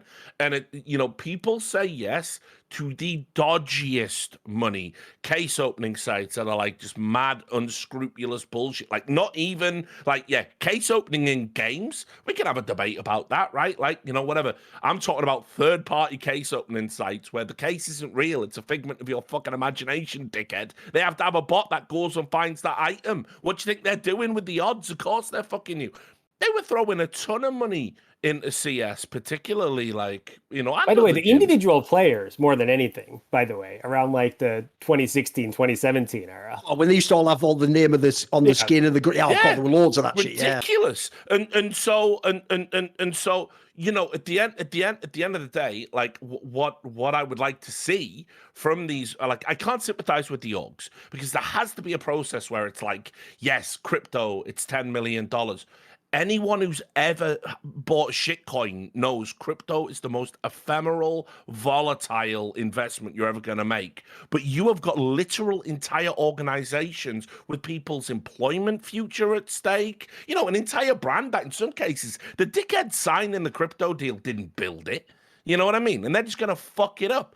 And so it's like you've got to have a long, hard talk with yourself. Yes, $10 million sounds great, but it's $10 million a pie in the sky bullshit. Or you can have $1 million, very real $1 million, with something that's a lot smaller. And I think the problem is like esports orgs will never have that come to Jesus moment about which money is real and sustainable over the bigger number. Yeah, I mean, like, look, there's like some level of difference where if you think there's a chance that you get paid, like, it just becomes really hard to say no. But there are like other deals on the margin where I think it's a lot easier to make the difference. So like, you know, one example I can give is like when we were negotiating the what is it called? The entitlement sponsor deal for Immortals, when LCS started that, like, we felt pretty strongly that, like, if we could get Progressive, which was, it's like obviously like a legitimate blue chip company, but also was a sponsor of Immortals in the previous season, that like that would be the priority for us to get that as a name, because like that's a company that, you know, is going to be around. Like if you give them what you promised to give them, like that's not going to cause issues. In like, you know, in that case, like that's a real company. Like you'd rather do that than take a high flyer on something. Now, like so far we've gotten, in the sense that we've continued to getting paid, like we've gotten lucky, I guess, on the crypto side, and we don't have the biggest deal, obviously. We got a decent sized deal, but there is like some point at which like the kind of the diversification of revenue, just like the issue of that just becomes hard. One more point that I just want to make before you guys jump in is something you said earlier on at the beginning of this part, Richard, is kind of alluding to like people just like wanting the big wins, wanting the big numbers. Yep. Like that actually works on a couple of different levels, which from my experience, it's really hard to find people who want to work as like, GMs for teams that like work the way that you might think is reasonable for a team to work. You can find a lot of people who want to make, the $1 million buyouts and spend the highest payroll every year. And like we've had people that like I really like, that I think generally are smart. And like even like I would go to them when it's time for budgeting. I would ask them to come with me for proposals, and they would give me this number and say like, we think we'll be 4th in LCS, and they'd give me this number and say we'll be 5th or maybe 7th. And I'm like, okay, like so like there's a 20% chance that we make 4th for spending like this much more money. Like no way. Like I can't believe that you're suggesting this to me, and like it's like not real. But I think especially because I mean the results financially from being 10th place versus 5th place in LCS is basically nothing. Yeah. And that's what people don't understand. Like people will say like, oh, I hate, in League of Legends, these teams that don't spend any money. Like if you're 10th every year, then like I think you start having negative returns. But if you have variance, like, if you're 6th and then 10th and then like 8th and then 6th, like that's fine. But being 4th, like that's not, you either make worlds or you don't, really. Right. Yes. And this is what I have to explain to people is that what you're angry at is you're not angry at the teams. You're angry at the system that has been created. That incentive structure. The incentive just isn't there in order to, you either spend a lot of money to make worlds, or you're smart and you don't spend a ton of money and you exist within the kind of middle of the pack and enjoy that variance, because you're not going to get more sponsorship money as a result of being, 7th on average. And by the way, Monty, like we all see the reports every single off season that say that like Team X and Team Y are cutting back this year, and like everybody's like laying off half their competitive staff, and they're not spending any money on buyouts, and like all of a sudden like everybody's available, like nobody's on contract, like literally like everything is up, and then like you get the new anonymized salary reports from the league. And it's like, oh, what? We're up 20% year over year. We're up 30% again, like every single year. And like, look, like on some level, like I can sympathize with that in the sense that like everybody wants to see bigger numbers. Like your investors want to see bigger numbers. The GMs want to win. Like they don't want to build like the Moneyball teams of like getting the most wins for your dollar. Like they just want to spend most money and try to win. Like that's what they care about. But like somebody's just gotta have the backbone to say like, we're not going from here to here in one season. Like it's not happening. Like, like the time horizon is like this, and it's probably, also like this move. And so like, instead of like this, you're actually doing this. Like that's the story that people just don't want to tell, because it's a hard story. By the way, it's not a sexy story to be like, we're going to increase by average 1 place over the next 3 years, as opposed to we're going to jump up 5 places within 1 year. It's a lot harder story still if you sold 2 years ago that you were already going to be here. Like that's where it becomes really tricky. Like if you said 3 years ago that like we'll just kind of do the smart thing, and like sometimes we'll outperform, sometimes we won't. Like if you've said that, you're probably fine, but very few people say that, because like, again, if you're the senior executive, like unless you have like a very specific type of ownership group that like prioritize that kind of thing, don't just want the like sexy headlines, etc., the fastest possible growth, the top of the Forbes ranking, whatever, then it might also impact your comp, for instance. And so like there's like all these incentives that, make it easier to understand, I should say, of why so many people end up in that place. So, by the way, as a quick aside, this is actually the maddest thing that I think a lot of us learned from the Flashpoint experiments. Why we spent so much of that first year trying to get this thing where we could find the teams, right? When you first start a project like Flashpoint, you treat everyone like an adult, like, right, we're all adults who understand like what we're trying to do in the long term. And then eventually you actually, by the end, they're just cattle. And you're like, right, so I need like a prod that makes him go down this ramp. And then how do I get him to go up the steps though? Like, I've tried asking him. No, he's an animal. He wouldn't understand that. Like, I need to like make him want to go up the stairs. Like, it's mental, mate. That's at the end. That's what you feel like. You feel like, as you say, Monty, you don't get mad at the teams. You're like, you've got to design this farm better. You're getting the cows down here, mate. Like, that's what it feels like at the end. Why are there stairs? Why are there stairs? Exactly. But to the point, like, this is where we are with the franchising model right now. And it is what it is. Like, it's been constructed in a certain way. And we've been dancing around this topic a little bit, but obviously the biggest issue in esports historically and continues to be is the revenue issue. As Richard said earlier, like, fans don't want to pay for things. They have been, in the early days of esports, people were excited to pay for things. You know, I had a Golem TV subscription that I used to watch StarCraft Brood War and StarCraft 2 when they started that. And you know what? I paid $20 a month in 2009, and I thought this was a fucking amazing deal because I was getting tons of content. I could stream it. I got the live. I got the video on demand. I thought it was rad. And then here come the developers, and they say, no, this is all free because it's marketing for our fans. And they kind of messed up the pay-per-view, and then later on messed up, wasn't entirely their fault, but the media rights deals. And, you know, we've just seen the media rights deal with Activision Blizzard and YouTube that has now gone away this year. And suddenly, you know, CDL is back on Twitch. We can assume that Overwatch League in the coming year will also be on Twitch without a big media rights deal.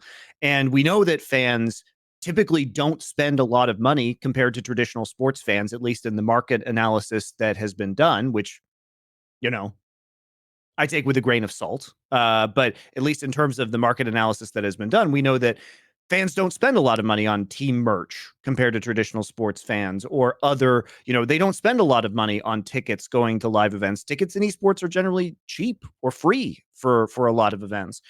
And so we've come to this problem where, as you say, from the team side, you're kind of getting squeezed. I think the teams are getting squeezed the most because the developers, they know how effective their marketing for esports is. No one else knows exactly how much money that they are tying to their marketing efforts in esports. And the players are doing well because they can continue to increasingly demand higher salaries. They were floated by venture capital that is not sustainable in the long term. And so the teams are kind of just caught in the middle.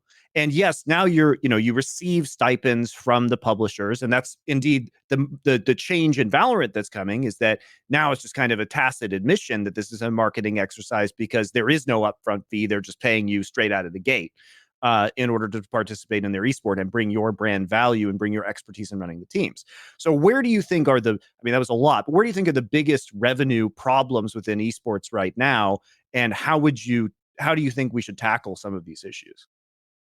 Well, like if I was the gaming czar and I could just redesign things such that they would work for everybody, then like what you could easily do is you could just figure out a way for game publishers to revenue share something for the teams, and like the game publishers are so large that would easily fix it. We would all like that to happen. Yeah, that like I don't see that happening, and so like then you move down the line to like what are the other options? I think ultimately like you have to get the fans to pay. The challenge with that is we could have solved that such that the payment would have been advertising through media rights if fans were willing to watch on another platform, which is the weirdest thing that I've still never understood. People don't know. This is an area where me, Tommy, and Richard took so much shit about 4 years ago when ESL did that deal with the Facebook deal, because the premise was, and let me state this very clearly so there's no confusion, we were never people who said Facebook will be an amazing platform, the tech's awesome, it'll be better than Twitch. What we always said was, this is step one, though, of actually going to a world where there'll be rights and people have to actually pay for it. So even though, look, we understand it was shit, they didn't have the tech, it was terrible, it didn't work, but had no viewership. But like that basically, for me, sadly, I think that's the fork, and we've never gone back. Keep in mind as well, So that video, I did a video why the Facebook deal is actually a good thing, where I try to explicitly explain. That's the most disliked video I think on my channel, right? And when you consider that's esports fans, by the way. Even though your video is explaining like a point there, like if we dislike it on this video platform, though, that will solve esports' problems. Like, but you have to remember at that time it wasn't just Facebook, which was an ass platform. It sucked. It wasn't good. You had to be logged into a Facebook account. It revealed your name if you chatted. I mean, this is a nightmare. Like, but you know, at the end of the day, it was a way to generate competition and force Twitch to think about, you know, which content do we want to buy and how much do we want to bid for it. But this was also a time when the average CS fan said, "Fuck YouTube." Oh, that's right. Yes. Yeah, they did. Well, because they couldn't, because there was no Twitch chat, there was no PogChamp and all this stuff, right? And like, which is still aged so fucking. It was literally PogChamp that they wanted, Richard. PogChamp's a hate crime now. That's amazing. Right? I know. So, right, this is how mad it was. People now say, "Oh, YouTube has really leveled up their game. It's the superior tech." It was always the superior tech. It was always. I'm not exaggerating, Richard. When I do my watch parties, by default, I have to tell people, make sure you watch the Twitch stream, though, because every person I've met so far in the industry just watches the YouTube stream because the tech's about a million times better. Yeah, well, right, because these are things you could always do, even when fans rejected it, just because of the market dominance of Twitch. They didn't think critically. Like, you could rewind. Twitch didn't have 4K. This was at a time when YouTube had just moved to 4K. The automatic VODs, like going like also as well. It was also at a time when I think Twitch was sort of like trying to level up in terms of server. There were certain countries where Twitch was just a laggy service for you if you were, you know, if you lived in a certain part of the world. So, but the fans widely rejected it because what they were used to is watching a game, and every time a player does something good, typing PogChamp. And you're right, that was such a huge fork in the fucking road for where the industry went, driven by dog shit moron fans who now pretend that we were never the dog shit moron fan. They're like, no, YouTube's always been great. Fuck Twitch. What even is PogChamp? Is it a snake now? Like, fuck you. You guys, I'm blaming you. You guys killed esports for PogChamp. You exactly, made that trade. Literally. you made that trade. Like, keep in mind, by the way, we're never like that was like just before esports was like about to hit its peak. Like, it was the, you know, pre-pandemic. It's the 2016 era we're talking about. You had ECS, you know, Face It had their league. You had loads of leagues popping off. Everybody was getting better and better production. It was a point of pride if your broadcast looked good. Teams were commanding fees to even attend tournaments. Everyone was trying to create exclusivity and secret. That was the golden era, and fans, because of an emote on Twitch chat, basically stopped it getting to who knows where we would be now. You know? By the way, to tie it back in, because ruined the esports. I think that's where we're going. Well, the joke is, aside from someone who ruined esports, aside from someone really dying in real life, that was actually the biggest real impact of that whole fucking event. Sadly, was that it just ruined the PogChamp emote. No, by the way, to loop it back into what Lurppis was saying, because I know actually, if people don't know, Tommy in the world of real sports and outside of esports is someone who is like your primary audience to buy these fucking passes. Like, I know you're like me, Tommy. Like, I'm at the point now, for example, I used to do the same thing everyone did, watch like the illicit UFC stream at like 4 a.m. And then what happened is eventually you realize, like, one, I'm an adult. Two, I've got the money. Like, I actually want to pay to shop the proper stream. I don't want to like stream to break during the fight, like, you know. Content creators, so they keep creating the content that you want. Exactly. I used to have to pirate Game of Thrones because HBO literally wouldn't sell me a streaming service. The instant they sold me a streaming service, I know that Tommy, subscribed. He's in that position now. The joke is he is like the please take my money guy. Like, we actually want fucking good packages we can pay for premium. So how do we get there is the question. I mean, look, I think the only way to solve this problem at this point in time is such a crazy idea that I just doubt it would ever happen. So here's what I think you have to do. And this is never going to happen. I think you have to get all of the major game publishers and ESL and Blast together, create an esports streaming platform where all of esports lives, charge a subscription for it, and then divide the revenue by according to how many hours of whatever are watched on the platform. I have a similar plan to save esports that also involves gathering all of those people in one area, but mine ends very differently, Monty. So, You just so you back launched to- them into space on Elon Musk's rocket. back to, just put him in a self-driving Tesla crossing the Bay Bridge. That'll do the same trick. To bring us back to regular programming. So what I was gonna say is, I do remember that time. I remember I wrote on the way to I think it was the Boston Major. I was flying to New York. I wrote like a Fragbind column on the way, and like you can still go look it up on Reddit. It has like million posts that are just like, this guy's a moron. Facebook sucks. Like it's the worst streaming service. Yep. And I did learn at that time that apparently streaming is not a commodity product because you could fuck it up, and Facebook did. And like their numbers look bad because, like Richard said, they didn't count you if you weren't logged in, and so like people to stop, nobody was watching regardless of what the viewership numbers were, and it was just like bad for PR. People ridiculed it, etc.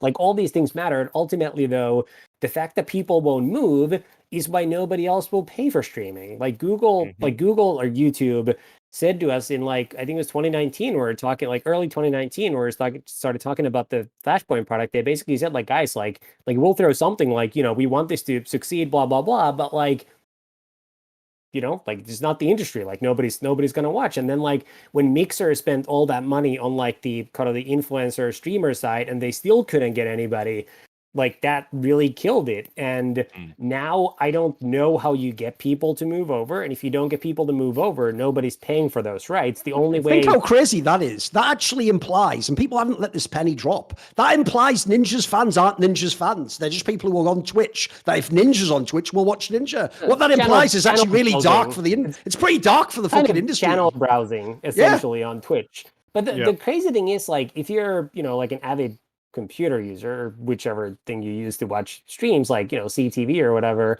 like it's simple enough to switch things. Like I'll go from Twitch to like CBS to Fox for the next football game to ESPN for like whatever's there later. Like I can change channels. Like I'm there for the content, not the channel, and like the other people in the audience like doing whatever in terms of Twitch chat in this case. But if you can't move people, the only way these streaming deals move is really by cloud spend, because that's the other thing that moves things. I mean, that's like how Microsoft, for example, justified on their earnings call a lot of the Activision deal. It's like they can just get so much of they can move all of Activision's cloud spend on Azure, and that already covers like a meaningful part of the total acquisition price. And so if you can't do that, like you have to make users pay, because that's the only way. Now, like, I actually do know from talking to Valve that they're open to doing pay-per-view. Like, they wouldn't do it with the major, but they would let other people do it. The problem is, like, somebody would have to take the shot, and let like, me guess. Nobody's there yet. In Counter-Strike, they'll allow it to happen, but definitely not in Dota. I wouldn't know. See, I don't. See, my expertise that's way short of there. Because let me tell you, one of the wildest things while we're referencing ancient history I ever saw was, keep in mind, ESL, like running a Dota event, you don't make shit. I mean, it is one of the lowest returns, potential returns, zero returns esport you can probably run an event in. And ESL were doing a major, and they had a major go out. I can't remember which one it was. It was ESL one Genting. Was that it? Genting. That was I think it was that one. Yeah. And they had a major go out on Facebook, and there was all this stuff going on in the background. Dota fans doing their usual entitled whining about everything because, they occasionally buy a battle pass for TI, so you got to give them everything they want all of the time, and Valve do. But they were whining about that, and then obviously what happened was Valve came out and they explicitly said in a blog post, we want, because ESL was shutting down community streams like Admiral Bulldog and people like this who were streaming the Dota TV because Facebook was so bad. Valve came out and explicitly said it's okay to do that and fuck over the TO, and it's essentially the TO's fault for not running on a platform the community enjoys. They said a TO has a responsibility to run on a platform the community enjoys. So in other words, fuck you and your business model if you want to run a Dota event. That was Valve's official stand. If you think about that, there will never be a pay-per-view event in Dota. Fuck that. That also gets to another one of the problems with this as a topic, by the way, which is, look at it. Every single game dev, to my knowledge, who's a major game dev, has made some stupid ultimatum like that. Like, it must be for everyone in the world to watch on Twitch. Though it's like, then how can I ever make the fucking money? How do I? You're taking away all my leverage. Like that. That was the only leverage I had, was I could put on a different platform. Like, as far as I can tell, the game devs are the main ones in the middle of that. So the way that resolves is like, one, you get the media rights payments, which in this structure you're not going to. If you make it pay-per-view, then it's not actually it's no longer marketing for the game publishers, because it's not going to the masses anymore. And so like that actually has some downstream effects that are negative, almost certainly. And I think so in either one of these scenarios, the only way to correct it in the short term, I think, is that you just reduce what you pay the pro players. And like, candidly, I think in many of these games, like I don't have great visibility in like some of the games, but I think there's many games where you could haircut salaries fairly meaningfully, and like people would still make a very comfortable living, wouldn't have any impact. Like maybe it would take them, X plus 3 years or X plus 5 years to be a millionaire instead of X years. Like maybe that's the difference. But like, I think there's plenty of room there where you first need to cut. And by the way, like that'll come down on the team side too. Like there's going to be less staff. The staff will be paid less. Like it'll go throughout the industry. But I think that's the obvious place to go. Like you just have to do more with less. And I think that, has to start with talent. Because if you look at, comparable industries, like typically rule of thumb, like talent takes about like half the money. Like that's what happens in like all the American sports, for instance. I think if you looked at all of the most popular teams in esports, like that number is way north of 50. In these, like in particular for like these popular games. And so I actually bet you that for most of these teams, their best margins, if they were able to like fully allocate revenue, which I know is not the case because you're typically not selling on a per team basis in almost any deals.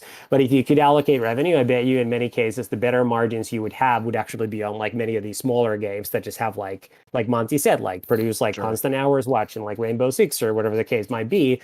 That there's a bunch of tournaments for like steady stream of content, like somewhat popular players, but are still not that popular to be highly paid. And so like I think that's kind of the obvious solution. And I think to kind of go back to what we were saying earlier, like if we're actually going, if we're actually going to have a recession globally and, brands are going to reduce spending in advertising, like that's kind of the obvious place it'll go. It's like there's going to be layoffs, which we're already seeing and have been seeing for some time.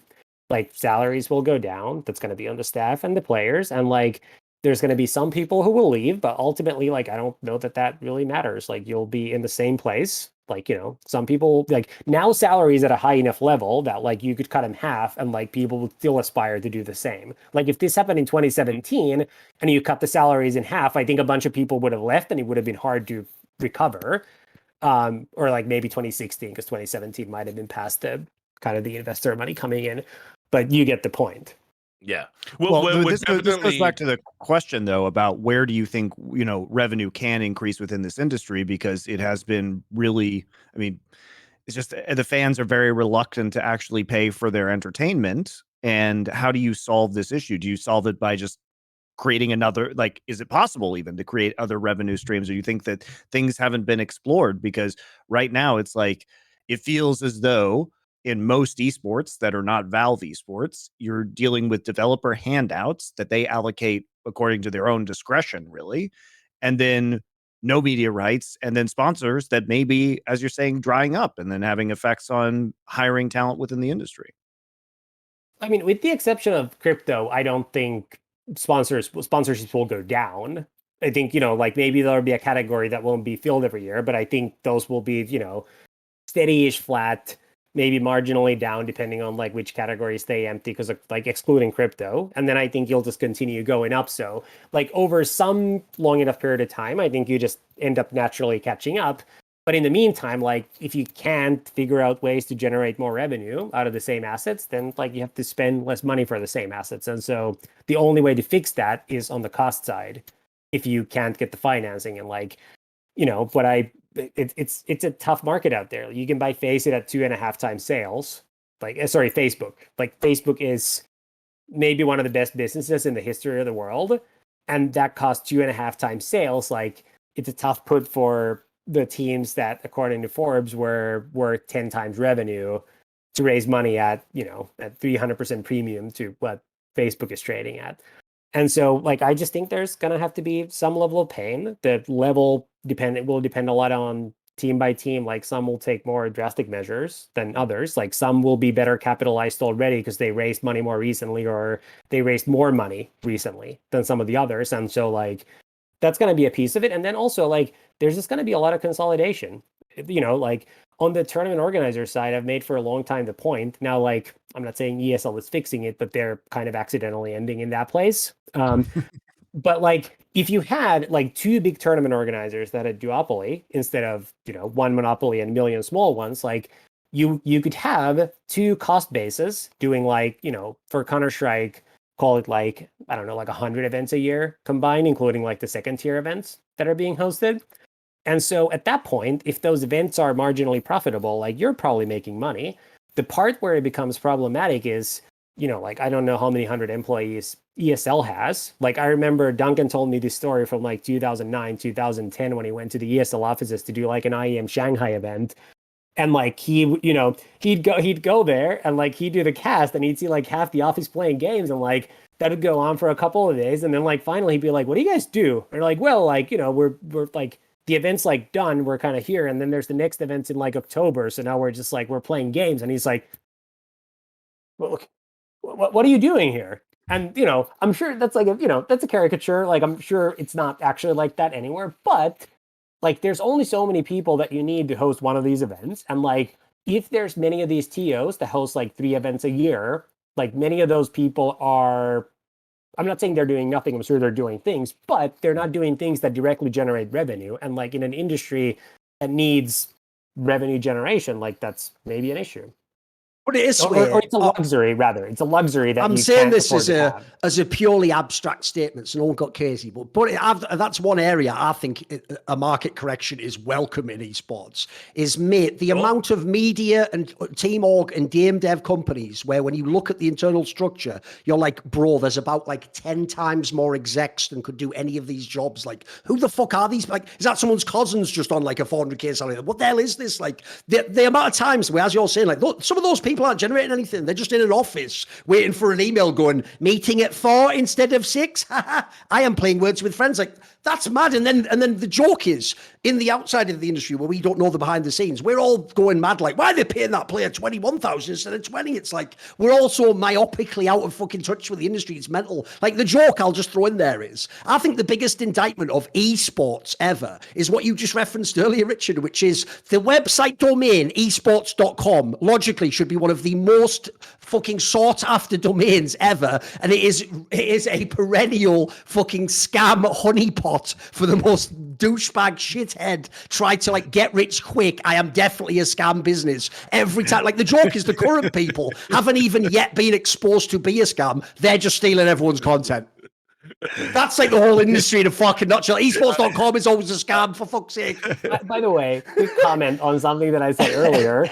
2 other places where like people who just like want to get into esports and like have a way of raising a bit of money always go into is, first one we said was teams.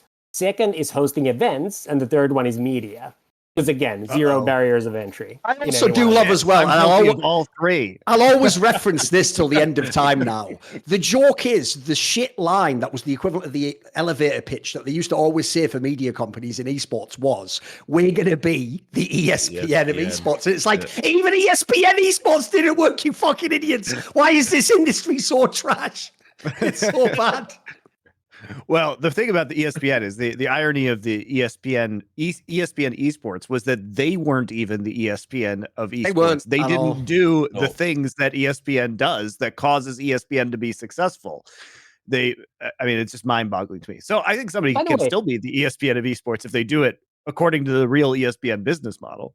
By the way, HLTV's financials before they got bought are public. Like, that was always a profitable company. Like, that actually, like, you can do it. But the Can't Paying think a why bunch that of would people be. from the Balkans $4 a month Yeah, I mean, like, to ban Indian people for saying racially insensitive things about Brazilians while having a giant cover over ad that if you accidentally click any spare pixel takes you to a gambling website that will never be verified and actually has a guy who looks like the devil with a Monopoly monocle going, get rich quick, kids, get rich quick. That's almost so bad a caricature. It's like the fucking that movie of like Pinocchio when I was a kid and they take all those like boys to that island. Like that's what that website was like. So yeah, I agree, Tommy. I bet it was profitable out the fucking ass, mate. so two caveats. One, some questionable advertising on that website. Not the they don't have the progressives of advertising covered on that website.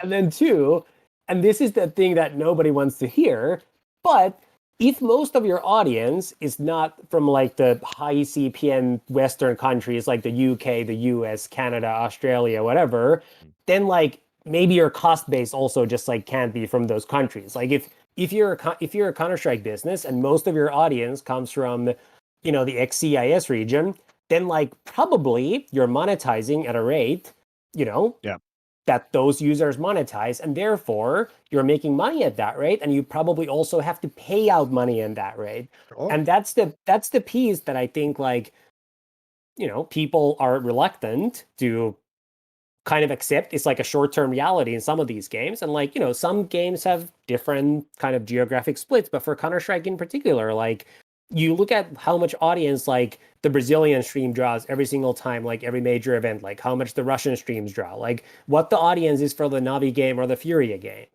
Like that's where the audience is for Counter-Strike. And so like, it's not shocking to me that it's really hard for American organizations to do well in Counter-Strike because the salaries are just so incredibly high. Mm-hmm. I think as well, one of the other issues we've got is like, I like, and this goes right back to the roots of esports. I think we were just built on rotten foundations to begin with, and we've never gone back and corrected it because we've always been built on the premise that what will succeed is if we emulate a traditional sports model. But, there's loads of caveats with that. I've talked a lot about like, one of my frustrations with the VC guys is they come in, they drop like 60 mil, and then they go in all the press releases. They say this, like what Duncan was talking about earlier. This is like being in, like the baseball. We get to have a baseball franchise before baseball's big, and it's like, did you see all the shit baseball went through historically? Like all the nightmare it took to be the product MLB is now. And by the way, that's a failing product. I mean, they're still trying to figure out, and that's like 200 years, stewing away. But like, we try and copy the NFL. NFL had a tax exemption status for 2015, no esports or until 2015, no esports org is ever going to have. The way they make money, it's all broadcast deal relevant, or, now the big thing is obviously naming rights of a stadium. We don't even have stadiums. We never could have a stadium. Can you imagine an esports org trying to have a stadium and every time one of its teams played, they sell the tickets to the fans who go there? Like, it was why I had to laugh about the Overwatch model. It's like when they started talking about the homestand model and people traveling, from like Shanghai and Seoul to play people in LA one week and then traveling to Paris and London the next. That was the original model, if people don't know. Yeah. They've changed their mind now, but before it was really going to be like NFL, but with the whole world. Yes, traveling home and away games for real. Now, keep in mind, in the NFL, like, if you have to be one of the London games, it's like, really? It's why you don't, and it's done on a rotational basis. And it was just not sustainable. And it's like, there are too many people that are pulling the levers on the direction esports goes that are just living a fucking sports fantasy. They're just incompetent morons. They're fucking nerds that like are never gonna run a sports franchise, never gonna be close. They're never gonna be courtside. But here's esports, so let's try and make it this thing. We've had a massive insecurity complex in everything we've done in esports. Never felt comfortable in our own skin. That's why you had dickheads when we first started doing esports commentary in fucking tuxedos for an event with 40 people in the stands. It's fucking embarrassing. I had more people at my last barbecue, and you're dressed like that. That's why Duncan killed Counter-Strike at those early majors when he was wearing the Kobe jersey. Yeah. But Counter-Strike could never recover. That's 2013, and do you remember the abuse he got for doing that? Well, totally disrespecting it. What about the shirt and tie? Like, it's I had the video stash games. that also killed Counter-Strike because I was so I into had the CSGO. November stash. That was right. Yeah.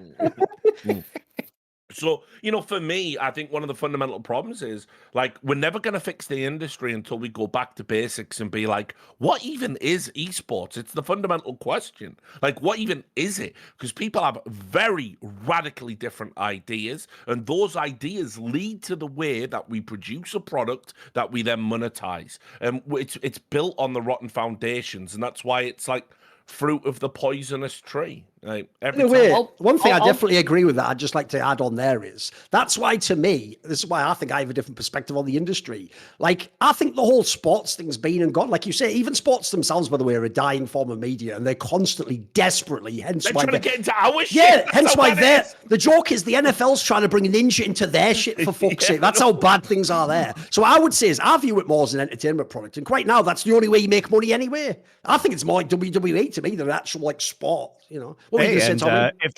And actually, WWE looks like it's going to be following in the footsteps of esports, because the rumors are now that the Saudi government's going to own that too. I've been on the cards for years. So, I mean, first of all, by the way, like, all of this has been entertainment the whole time. It's just that not like everybody accepted it. Like, there is no like pure competition, all that stuff. Like, it's great, but like, really, like, if people aren't watching, like, it doesn't matter. And by the way, I'll tell you a stat and an example that shows that it's a waste of time spinning our wheels talking like it's a sport. You remember in the online era, we were still doing Flashpoint, the beginning of 2021, where they had the IM kind of say where it was the best possible news if you're a CS fan, because Gambit and Virtus.pro made the final, these up and coming teams, and nobody fucking watched because it wasn't Na'Vi. That just showed me, like, this isn't a sport, dude. Like, in a sport, that should be like the Miracle on Ice or something. This is like if no one watched it because it was the Miracle on Ice. Like, what the fuck? Like, that's how bad fucking the contrast between the sporting angle of making money and the media angle is ridiculous. Like, the joke I've said for the last 2 years since that exact tournament is the best actual game you could ever get is Na'Vi versus the biggest Brazilian team of that time. That is, like, if you could actually WWE rig your version of, like, fucking SummerSlam, so that's the title match, that's how you get the most views. It's not by having a really good tournament. Did you see those last groups they just announced? Yeah, of course they're jury rigging it. That's all it is. Yeah, that's all it is now. So what I was going to say is, well, first of all, like, everything is entertainment, obviously. Like, if it's not entertaining, I'm not watching. Like, I don't think the Mavs are the best team in the NBA. I just think Doncic is the most fun player to watch in the NBA. And so, like, I'll watch his games, even if whether they're good or bad, because I just think he's unbelievable as a player. So that's entertaining to me, regardless of like how good his team is, which now happens to be good on the back of him. But what I was going to say to Richard is, I think most industries are probably flawed when they're first put together. And like at some point, people just like find ways to fix it. I think it's probably more frustrating to this group because we all happen to have been around this particular one for a long time. And I think at least with some of these changes have, had some right views every once in a while. And that's taken longer for, some group of the industry to come along on. But like, I think it'll get sorted at some point. One point that I was going to make, I don't remember who said what and which one of you said that brought this to mind is like, you could easily fix the most popular game titles to be like highly profitable in the sense that like relative to the cost that you're spending, like they would be like good businesses. But the issue is that it's, typically it's not like you don't have the right structure and the right game. So like, for example, like if you only have 20 teams globally, like you do in the Overwatch League, if the game is popular enough, like you can sell that enough to make a good amount of money. The issue with Overwatch League is the viewership is not there currently and hasn't been. Like if you could have, like, for example, in the NBA, like I think the 82 game season is dumb. Like nobody cares. Like I watch more NFL during the NFL season because the matches matter more. And then I just switch to NBA. I think I probably like the NBA a little bit more, but the matches matter more during the NFL season. So I watch more football. CS is so diluted. It's so oversaturated with Yep. how many games there are. If you could have, I don't know, like let's just say it's like one like premier tournament a month and then like one smaller tournament for like second tier teams and like some of the other teams to qualify. Like, some simpler structure where the times when Navi plays, whichever the number 2 team is at the time, seemingly like matters more. And you only had, let's just say, 20 teams. So like all the best talent actively wanted to be on those 20 teams, and we're not diluted between the 50 teams that happen to lock up like the super promising youngster to a multi-year contract who then can't get to the best team of their country. Like the viewership would be higher, I think. Like the cost would be lower because there'd be fewer matches to generate that viewership. And there would be less competition for players, so the teams would be healthier, but they could probably still pay those players more than the current levels. The issue is that you're diluting all of this in the context of Counter-Strike to more matches, more tournaments, more teams, more players, and it's just like bleeding the same amount of revenue for more cost all across the board. I think Valorant actually has the best structure currently out of any game. I'm very curious to see how that goes. We'll see how the game's popularity develops, but like that's very encouraging to me. I'm like very optimistic about that. What do you like about it? Because it doesn't give you the same asset to own that you would have in some of these other franchise leagues. I think you have decent security on Valorant. It's not quite the same, but you have like decent visibility into the future. It's that you don't have the same transferability per se. Like you can't maybe sell it the same way. I'm guessing that if your whole company got sold, like the Riot might or might not approve depending on the buyer, but like some wording that did imply that it's not like an LCS spot you can just sell to someone, or like maybe they decide or approve who gets it or whatever. Every one of these slots is subject to publisher approval, the same way like every sports team sale is subject to the league approval. But anyway, like you do have visibility and you have a fixed number of teams playing at the highest level. So like there's fixed amount of content that Riot gets to sell against, like fixed number of players that can compete. And like, while I think there's going to be a bunch of teams in the first year paying a bunch of money to teams and players who really should be playing in the VCT instead of like the qualifying teams, I assume by mid-year, the players who are obviously not going to make it this year are going to find their way to the best teams. And then like, that'll just be the Premier League with like all the best players. And I think that'll change the economics. I think the one thing that I think would be very interesting for League of Legends is if you could merge LEC and LCS. I would love that, man. Because then I think the challenge you have currently... Europeans bailing out American bullshit again. Yeah, brilliant. Look, time for you guys to pay us back for World War II. we did do some heavy lifting as well, I do want to point that out, mate. Like, fair I'm enough. just saying, you guys are lucky we stepped in. You did deliver anyway. the Stone Cold Stunner. Like, yeah, no one's disputing that. But like, we were in that ring for 40 minutes. We were in an 8-man match, All right. So anyway, let's not talk about Finland's history in the Second World War. That usually gets forgotten in the history books, certainly in the Finnish history books. Rarely mentioned.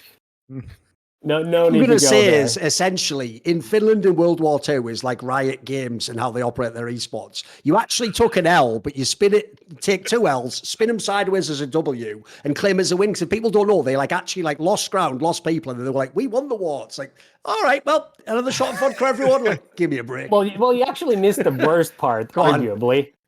Which is that Finland was firmly on the Nazi side until it became obvious that that was not the side to be on, and that's the part that's been forgotten from everywhere. It's like games also, you just hop from one evil side to another one when it's not efficacious anymore. Exactly. The best part is as well, all my mods on my Discord are all Finnish, and it's like when they do a great job at airbrushing it anytime anyone mentions it. Like World War II comes up with just Perkele, and they're just in there and they airbrush everything out of history. Good on them. Just focus on that sniper guy, basically. The sniper guy is the best part. Look at this guy. Look at how many Germans he killed. Look how many Russians. The Alu of his day, as it were. Yeah, exactly. that guy was a G.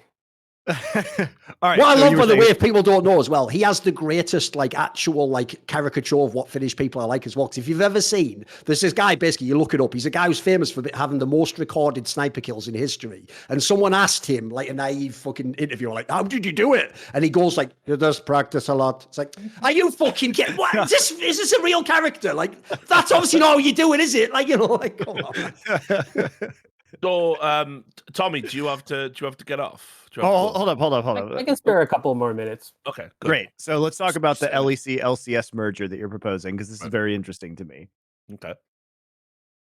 So I think one thing, well, currently, obviously, the challenge is that the LEC is just competitively way better.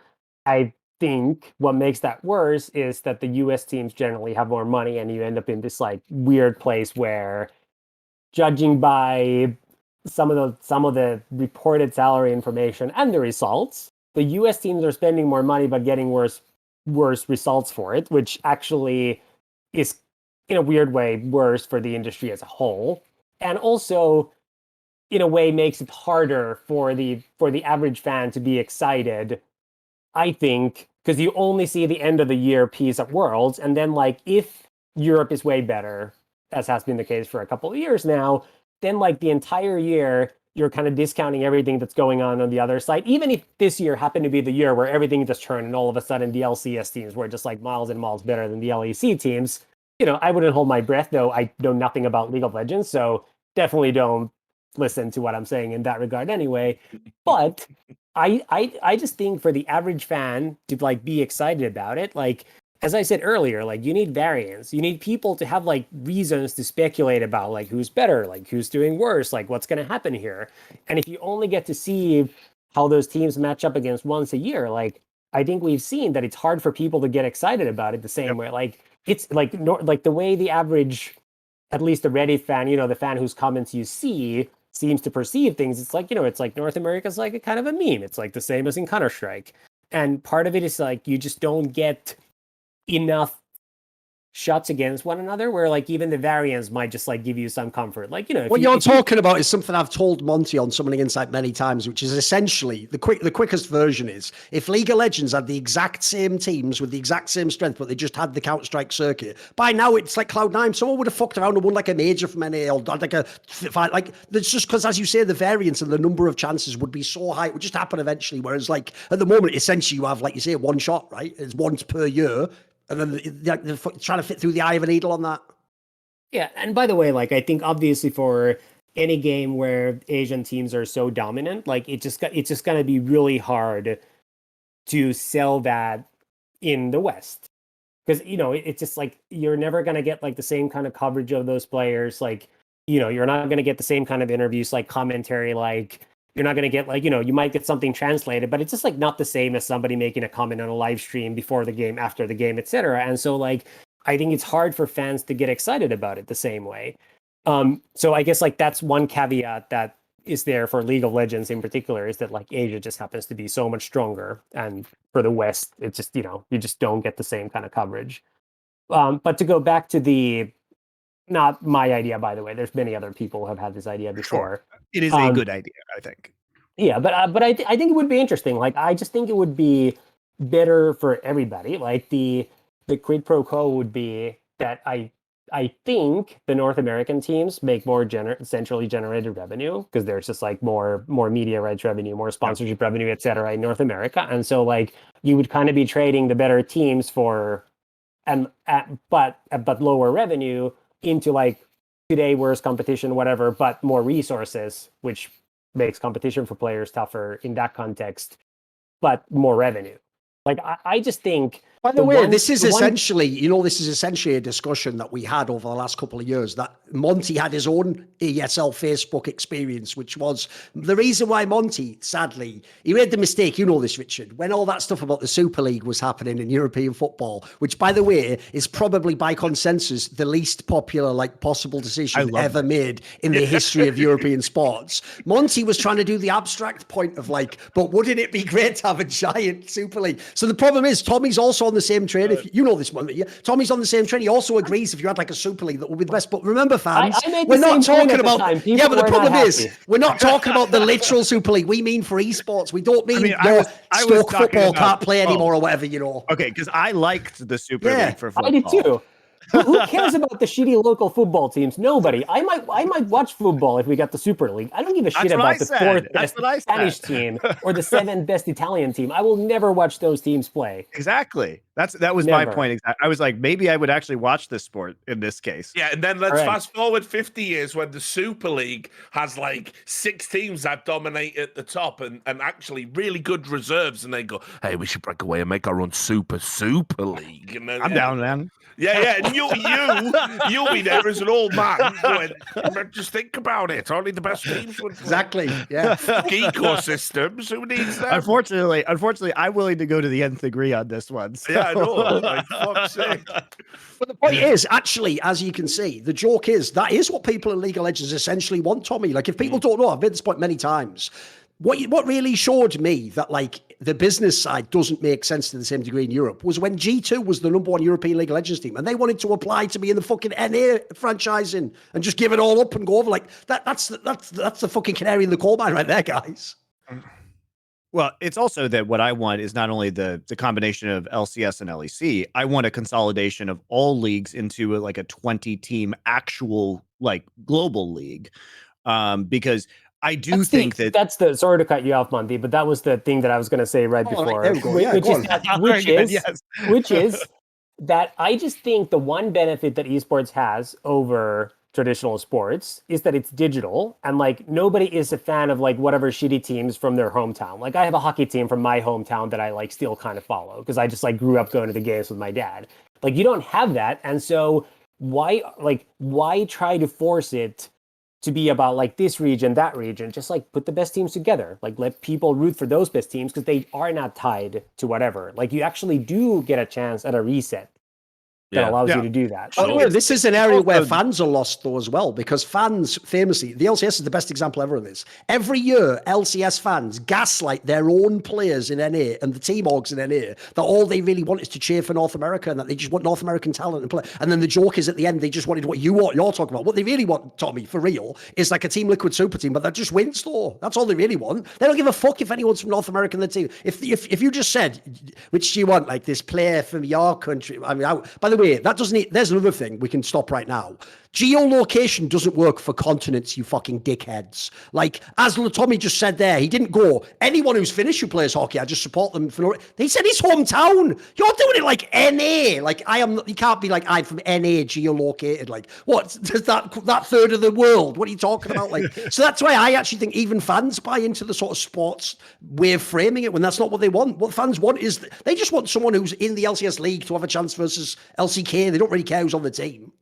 Yeah, I don't think people care who's on the team. I think like that team is their region. This is going to be an unpopular opinion, but my view actually, when the old MIBR team wanted to pick up like the couple of American players, so first Dewey, then Tarek, and then they decided that like no, they needed to go back to Brazil. I said at the time that there's no fucking way that they should ever be allowed to go back to Brazilian, because like now you've actually opened the door to just building MIBR to be in something like, not to be taken literally, but like something like FC Barcelona. Like people root for it and they just assume that they'll just field the best players. Like some of them will hopefully be Spanish always, and like hopefully some of the best ones will be Spanish, but they just want that team to be represented by the best available players. And like what I said is, if you close the door on that once, like under this core, you'll never be able to do it again because nobody's ever joining again. And I just thought like you're limiting the player pool too much. And like, I think in hindsight, like, the MIBR brand has obviously done well. So like maybe we were better off doing it this way with the new focus of the brand being like fully Brazilian. But if you think about the player pool, like the point that some of us made, like probably like 7 years ago now, that like eventually this was all going to be international just because of like how much better the player pool will be and getting all the fits in your teams. Like that was so obvious. Like, how would you ever, like, you have to be so lucky in your country to always get the best players for every position to be able to compete with a team that has marginally worse comms in an era where everybody speaks English in their games every single day from the time they're like 14 or 15 and have like that entire player pool to compete against. Like, it's just such an advantage. All right. Well, any parting words about the coming year? Like, what do you think are the biggest difficulties that the industry is going to face this year, Tommy, as we exit from this show? Oh, all we talked about is difficulties. Maybe, is there a bright spot? Do you have a point of optimism? I actually do think one thing that'll probably be better this year is viewership. Because my thing was during COVID the entire time that like I don't think most people viewed it that way. Is people thought that like everybody's going to be home, they have time to watch content, etc. The issue was the demand went up, sure, but the supply went up way more. Like every celebrity and their dogs was like doing their own Twitch streams, and like people were watching that. There was like way more of like all these ancillary things that people were watching, and like I said earlier, like my dad's is not watching Call of Duty or Counter-Strike or whatever ever. Like doesn't matter. Like he'll just not watch anything if those are the alternatives. Meanwhile, like people who are like us who watch esports, like they will watch a bunch of other things that happen to be on. And especially the more casual fans, like they might prefer watching like celebrity A to B, ABC streaming some other games. And I think like last year, I think people got out of all the lockdowns and got more onto a normal life. And I think that kind of rebounded. And I think this year probably, I think you get a rebound in viewership. And I think that's maybe the positive that is not being priced in at all. Also, by the way, if there is a recession, like this happens to be free entertainment, the one thing we've complained about the entire time during the show, like, like cable's not cheap, like, HBO, whatever, all these like million different streaming services that you now need, like typically not cheap. Like this actually ends up being free for many fans. Yeah. And, I think as much as we've talked about the difficulties, we started off this show, at least with me saying that I think that the consolidation and the tough times are actually going to be good for this industry, because for the first time, people are going to have to address issues about revenue. And that's something that it's the problem that people have been dodging for a really long time. And the hope is that we can come out of any kind of recession or any kind of bubble popping in a much stronger and more sustainable way. All right, gents. Yeah. Any other final? I was just gonna say, for me, thoughts? I mean, like, I agree with you. Like on the net positive side of things, I think the only thing like good that sort of comes out of this, if you're an esports fan, which of course, remember, I'm not. I don't care. I'll be on the sidelines laughing my ass off. I don't give a fuck. But is that I'm hoping it's gonna drive some of the pretenders out.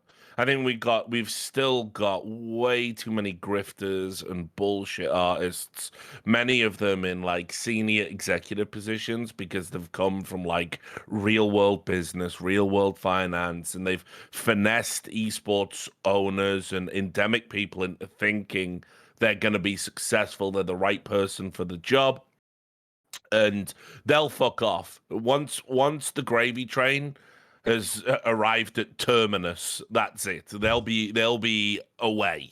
And I couldn't, and we need that. We need to get rid of all of these all the people, even at the lowest level, even the bottom feeders, like the dickheads on LinkedIn with a podcast that says they're the esports guru and only listen to them, and because they played Nintendo when they were 8. All of those guys will fuck off too, and they'll try and grift another industry. It'll be Web3 or whatever the fuck. So it's going to be really good because we're finally going to shake the tree, and the people that are well situated are going to stay in, and the people who never really had a grasp on the branches are out anyway. So yeah, that's for me is the big positive. That's something we can all unite behind, I think, which is hopefully fewer people posting on LinkedIn about the esports business and fewer people hosting podcasts. But that's the thing. Moved on to crypto, and like I think they all have moved on to crypto and Web3. Like that bullshit is on the decline, fortunately. Thing is, that's actually what I'm going to do. I'm doing my old approach. I've gone back to my old technique, which is you flip the switch from tragedy to comedy and you just laugh at it all. So what I'm going to do is I can't wait, for example, to read the Reddit comments and the YouTube comments for this episode where I get to see, I've been enjoying this particular track for like about 5 years now. What I get to see is a bunch of teenagers who know nothing about esports or business or team orgs explain how Tommy here, who literally used to work for JP Morgan and is like an expert fan, doesn't know anything about finances, has no access to any numbers, and definitely doesn't know anything about salaries. And what they'll probably do, if they really want to make me really happy and end on a high, is maybe make some sort of scoffed fumble where they attempt to explain that actually signing Fallen makes you millions of dollars because he sells jerseys or something like that. I'll come if you do that. That's why I'll be so close already. If you can just say something mad, like selling keyboards makes you millions, it's like a plus net. If you can even use the term plus net, I'll be so fucking great. Be amazing. Be amazing. All right. Well, thanks for watching, and thanks to our guest horseman, Tommy. We're going to do some questions after the break, though, yeah? hold off on the questions because we're going to make the announcement about the Grog Coin stuff in the next couple of days. So when we do that, we're going to be switching it up. So just if you are a Grog Coin holder, pay attention to the Last Free Nation Discord, where we're going to put out an announcement within the next couple of days about Grog Coin and the future of that. Thank you for supporting us. We will be making a shift. So don't worry, though. Don't panic, as we said on Summoning Insight. Some now then. Yep. I thought we were going to do whatever's left over after the break, yeah? Sure, we can do that. Just checking we're doing that. Yeah, good. Yeah, we can do that.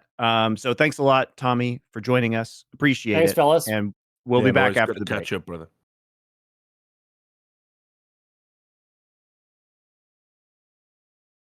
All right, here we go. Doing viewer questions. And for those of you who are Grog Coin holders, again, watching the channel, we'll be making an announcement in the next couple of days about stuff. Some shifts we are going to make. No need to panic. Nothing's going wrong. But we are going to make some changes into how we do these questions on the shows. So we'll give you some information shortly. In the meantime, we'll answer some questions. So first one up, very simple. What would make your day today? We'll start with Richard because it's his birthday. What would make your birthday even greater?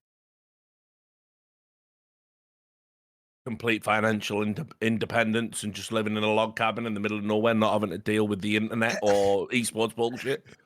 That or a merciful bullet to the back of the head. Yeah, but then I wouldn't get to watch great content like you reacting to the Riot developer video about their behavioral changes, which was fucking hilarious. So Zero impact as well. I couldn't have written it as a sketch. Like, what the fuck? So, that was very funny, by the way. So I don't know if I want you financially independent in a cabin when I would be denied that content. Yeah, that's fair. That's fair. You are right to torture me. So. What would make my day today? The complete collapse of TSM. They get pulled under, like Don Giovanni by FTX into a crevice in the ground. All right, I'll do it. I'll play totally into the Thorin persona. Here's what would actually make my day, because it could happen if they do it properly. All I need is, let's be real. Everyone who's watching CSGO, he's even a mate of mine. You know it's true, though. Apex is going to get kicked out of Vitality at some point in time. Could be in 6 months, could be in a year, could be in 2 years. He's getting kicked out, and he's definitely not going to be the IGL at that point in time. So since he's the last piece I need, as soon as they kick out Apex, here's all I need to happen. Shox just announced the other day as part of this Blast Major thing, I'm going to make my own project. Think about it, guys. Kenny S is out there. Shox is out there. NBK is out there. If we get Apex, then who comes back from Belgium? Existence, motherfucker. And he's doing the team that Thorin wanted all along. Years too late, because that's why I'm a hypocrite like you all, last stand shit. He's coming back and we're having the ultimate team of all time. There you go. And we win the Blast Major. I've got some bad news, unfortunately. While we were on air, he announced the lineup. Oh, no. What is it? I bet it's shit as well, is it? Right. Well, okay. Have you ever heard of a player called Smiths? You are joking that he's back. That's like the joke someone on Reddit would say, but Smiths is going to be in the team. Like, this better not be real. Yeah, it is. According to... He's actually playing with Smiths. According to play.gg, this is what it says. Richard Shox Papillon is back in competitive CSGO, joining forces with his former teammate Edward Smith's Dobadoo. Once again, so it's we made this joke so many times ago, but it's true. He is on some fucked up, I just can't quit you, Smiths. No, it really is. Please stop, and then please. He's with Deos, obviously I've heard of, Day 0S, Netu, and Kersey. So a little bit.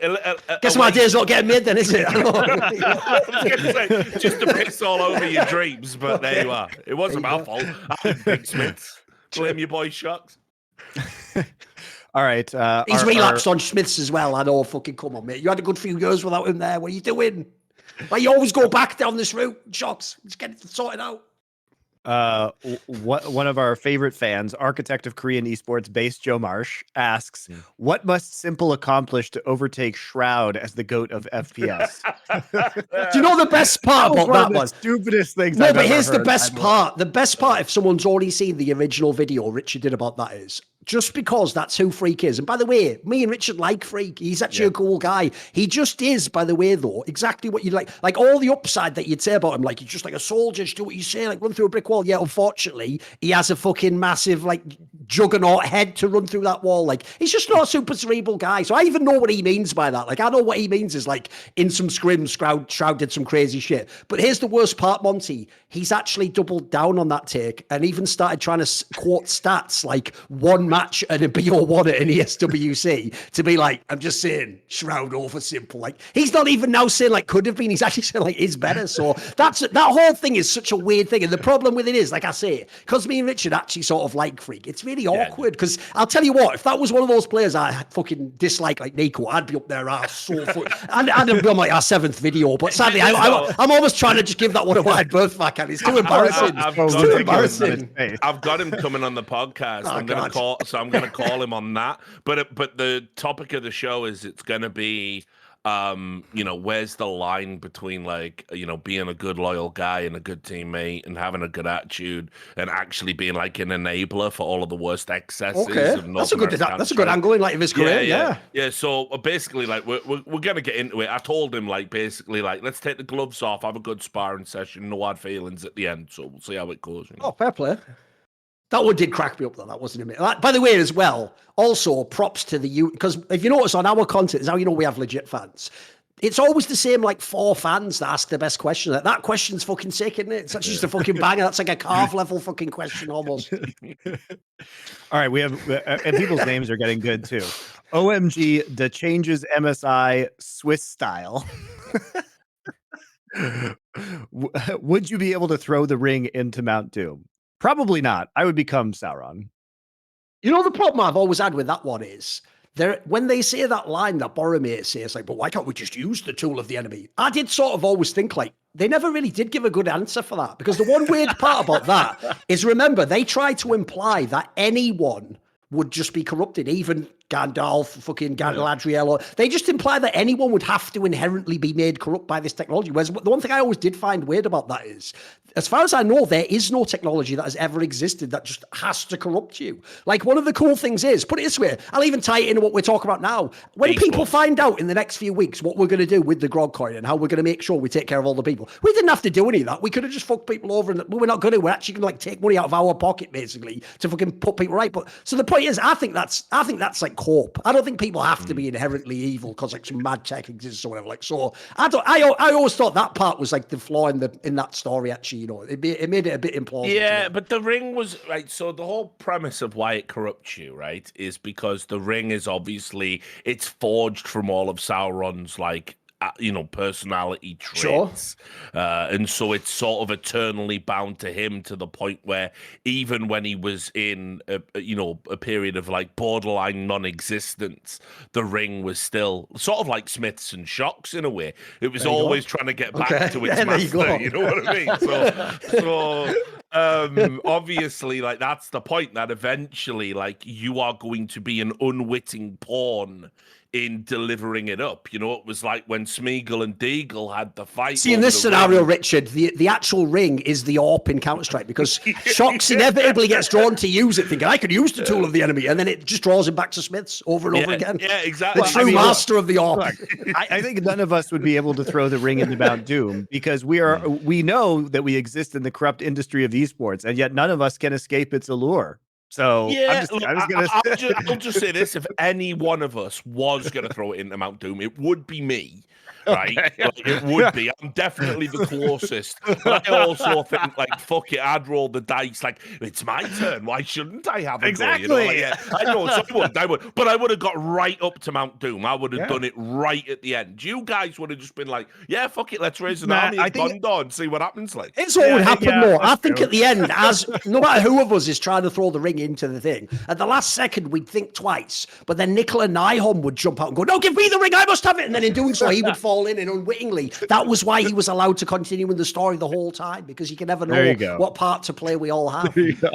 Nicola Numenor Nyholm. There you go. All right. Here's an interesting one. What are your expectations for Stormgate as an esport, and are any of you planning on creating content for it? Follow up: if you get the opportunity to work Stormgate events as broadcast talent, would you be interested? Like, two things. One, I'm just glad the word gate came after storm there. Just an old school joke on the internet. And two, The other thing is, I have no idea what that is. What game does this company make? Stormgate is the new RTS from RTS. Frost Giant, which is a bunch of the Blizzard people, right? developers. Okay, Yeah. so essentially, people are thinking it's going to be another StarCraft or something, right? Yeah, Mike Morhaime invested in the company, and so my problem with Stormgate is this: it's basic. I don't understand why this is.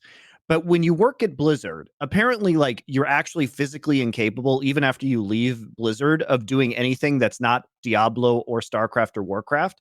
So what they did was they basically, as far as I can tell, fused Diablo and StarCraft into this RTS universe, which, by the way, other ex-Blizzard employees already did in a game called Hellgate London that was released many years ago. So it's already been done by ex-Blizzard people. So I think the IP is kind of unimaginative. It also just sounds like a shitty fucking Hollywood elevator pitch. It's like StarCraft mixed with Diablo and kill yourself. In a video game, Minecraft, obviously, it's 2022. Yeah, 2023. Okay. There you go. But that said, I don't care about game lore. So if it's a good game, I would be interested. As somebody who came from RTS and who deeply loves RTS, absolutely, I would be interested in doing some content with Stormgate.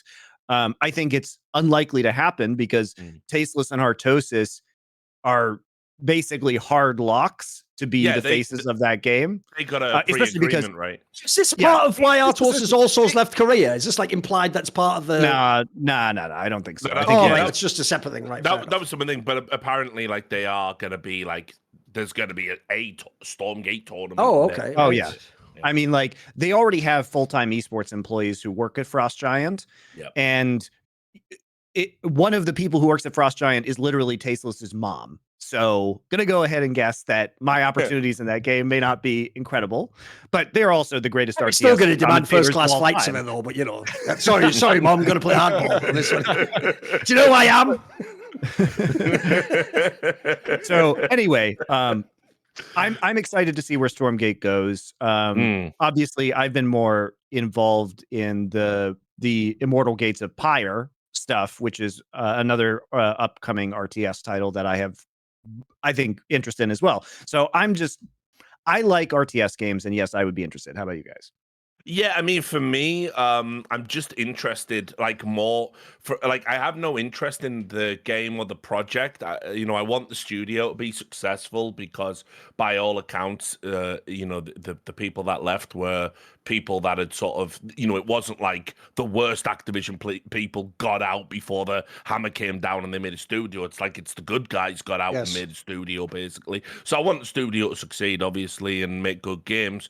I'm just more intrigued at how an RTS is going to play to a modern audience now. A lot has changed in the last 10, 11 years. And, I'll be very curious to see whether or not it can sort of capture hearts and minds, or whether it's going to be the classic, it's free to play, there'll be that initial flurry there, there'll be content, but 3 months down the road, we're getting 3,000 views on a YouTube video of the best Stormgate players playing it, and it sort of fades out. So I mean, I did a lot of StarCraft content, obviously, back in the day, but more around the scene. So I'll watch, and it's one of those where if it gets interesting and there's big stories emanating out of it, I might dip in. But ultimately, I kind of have that gut feeling it's sort of doomed for failure a little bit. I mean, go on. I would, if I could return to RTS and just do RTS full time forever, I would do it. I just can't. Sure. It's not a career choice right now. So. Basically, a similar take. My problem is this. I actually think RTS and 1v1 FPS, the games which built the entire esports industry, except for me, so I must have done it somehow. But yeah, whatever. When I was fucking around with those games, basically, those games are unfortunately relics of a bygone age that do not exist anymore and do not have a fan base anymore. The joke is the kind of guy who actually cares about RTS and stuff like that is someone who's an esports boomer, like a commentator is still around, fucking TO person. So it might have a niche place in the scene, but I don't think any of those games can ever be huge in the way they're supposed to be now. And the problem is, if you notice, we're all doing that thing which is mega out of date, which is you look at how good the game is and who made it, and then ask if it could be an esport. You've got about 1 million steps to go. You've got all your work to do. Yeah, exactly. Being an esport involves having an enormous fan base, people wanting to put money in, all the things we talked about in the rest of the episode. So the problem I have is essentially all I can comment on is, would the game be cool? It'd be cool to have another RTS game that's good. Yeah. I mean, they've made strides in the right direction for me. I mean, making it free to play and free to play on Steam. No bullshit. Oh, no okay. no downloading. It will have to be free to clients or any play. of that stuff. It'll have to Yeah. be free to play. That's Yeah, like not even a question. so it's going to be interesting to see what the other hurdle they have to clear is when you make a free to play game. It doesn't even matter if you make like purely cosmetic things available. If the prices aren't in line with fan expectations, they'll complain about that. If there's any sort of case openings or loot, they'll complain about that. What if there's even the vaguest whiff of pay to win? Oh God, no. So, there's lots of hurdles they have to clear about the monetization model as well. So, I mean, but a free-to-play RTS that's available on Steam on launch day with the pedigree of the people behind it, it's going to get a fucking ton of downloads. I'll probably download it and fuck around on it for a day just to see what it's like, Joke is, it actually sounds like the industry's more interested in it than fans, just general fan base. Yeah, maybe. I haven't seen a lot of hype around it, I'll be honest with you, Monty. I mean, in terms of overall marketing, I think about what I've seen coming out of Q4 last year and Q1 this year and where the buzz is. I haven't really seen a lot for Stormgate. And obviously, when does it release? Like, I don't think they've announced the release date yet. Yeah, well, I'm pretty sure the beta is coming out soon. Okay. So Anyway. Yeah. What's your favorite book you have read in 2022? Shit. What have I just fucking read? All right, I'll answer. Yeah, you go first. I'll give you one nonfiction and one fiction. So I read a book about the Comanches in the 19th century called Empire of the Summer Moon, which is like a super interesting book about the history of the Comanche tribe and their interaction with Western settlers. So that one was very good. And then I started reading the Aubrey Maturin series of novels. So like, Master and Commander. And as somebody who loves that period of British naval history, that's been really fun. Duncan? Well, the problem is, I would just have to say, even though it's actually a book that's quite old school, I reread it because that's one kick I've been on recently. Is I think one of the wackest things of like, it's almost like how people have gamified the world is where people make reading books like a collector sport. So they act right as though, like, yeah, I've read that. It's like, yeah, but you read it. Your fucking shit brain read it. You forced that through the cheese brain. That doesn't mean you got the same experience I did. Or for that matter, when did you read it? Like, if you read a book when you were 18, you didn't read it, mate. An 18-year-old idiot read that book. So one thing I like to do is go back to books that I thought were good from ages ago, but I didn't get it all. And then as an adult, so I actually reread that like classic book by Miyamoto Musashi, The Book of Five Rings, which is like a philosophy book and about like tactics. And it's one of those ones where when I read it like 10, 15 years ago, I don't think I got almost anything out of it. At the time, I think I read it just like a sixth form student, like, oh, how profound, but I had no idea what it was saying. Whereas now, it's one of those books where it's super short, but like every fucking sentence is a gem, basically. Like if you can get sort of what the life experience this guy's trying to explain, like it's fucking mega. It's one of those ones where it's like, it's funny, there's so many philosophy books on mega famous. This is one that I notice is more just like MMA people are into it. But if you've ever been interested in any of that shit, like Lao Tzu, check this out. It's a fucking banger, I'm telling you. So for me, I had a friend. It's somewhat embarrassingly, I've never read John Fante. Went my entire life without reading John Fante. I don't even know who that is. What's his famous book? Who is that? Well, John Fante is like, it's like Bukowski's favorite author. Okay. Yeah, he was the real shit, like the original progenitor of, not like the beat movement, because there was no upside to Fante. He was just sort of an effete coward, but he was very prolific. And he wrote his last novel when he had no arms, no legs, and was blind, and he dictated it to his wife. He was dying of chronic diabetes at 74. But anyway, Richard sort of author, you'll notice there. Go on. Dude, Hubert Selby Jr., you know what I mean? There you go, exactly. Yeah, I'm about that shit, like, So anyway, I'd gone my whole life and never read John Fante, and he has similar to what Bukowski did with Chinaski. He had a sort of a character that was him in the book, a self-insert called Bandini. And so my friend bought me what's called the Bandini Quartet, which is all of his novels. And I read I'm reading them out of order because everyone says like they all said, all my pals said, Ask the Dust is like a masterpiece. Do you have like a really compelling writing style like Bukowski?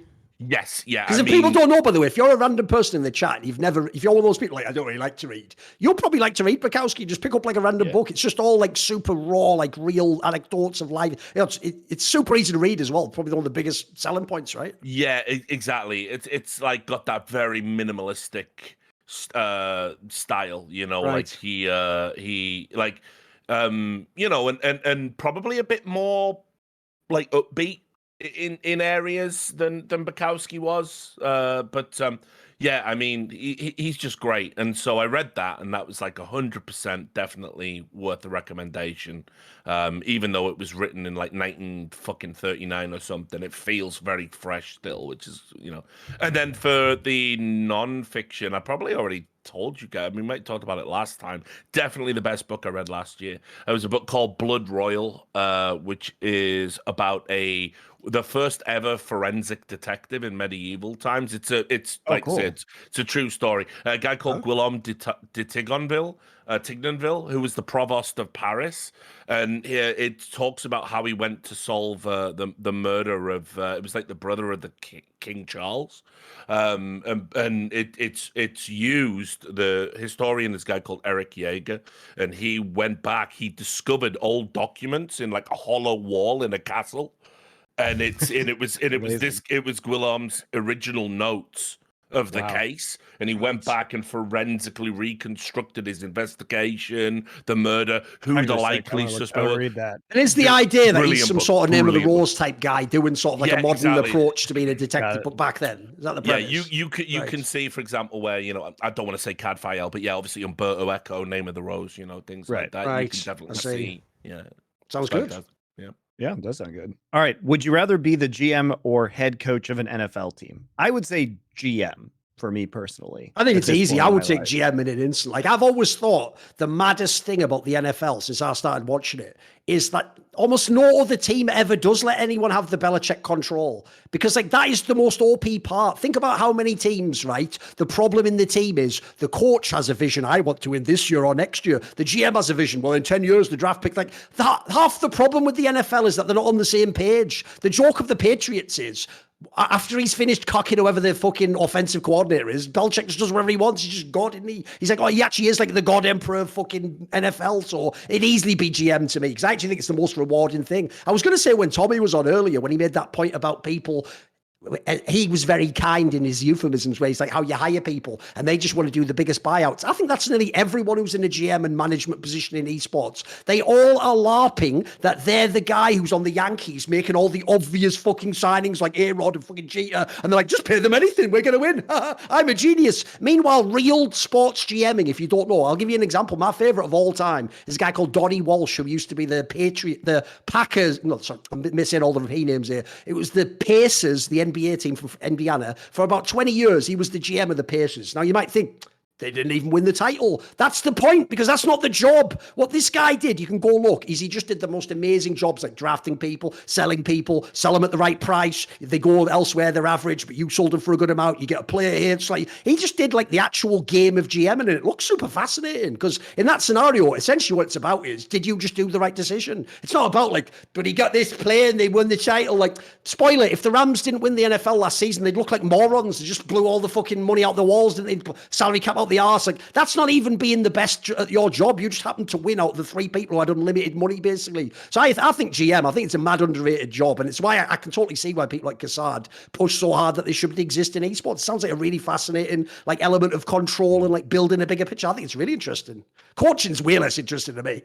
Yeah, I mean, obviously, I probably you might expect me as a Raiders fan to say like general manager, because obviously we had the greatest general manager of all time in Al Davis, but like actually fucking changed the NFL forever and fought with the NFL to just a legend. But no, I think coaching, because I'm the locker room, and building the relationship with players. I'd definitely choose the coaching. That's the thing. I hate building relationships with anyone. So. Yeah, exactly. Like, I don't know how I would feel about being, front office and not dealing with the day to day of, like what players need and stuff. And I coached in Counter-Strike Source and stuff, and traveled with teams and helped, and so I really like that part. That was easily the most rewarding part about like early esports for me. So if I was doing it in a real sport, I would definitely choose coach, I think. Who are some of the authority and figures in esports? What was your pick, Monty? Did you pick one? GM for the same reasons you have. Yeah. That fit into these archetypes. A charismatic autocrat who has an eye for talent.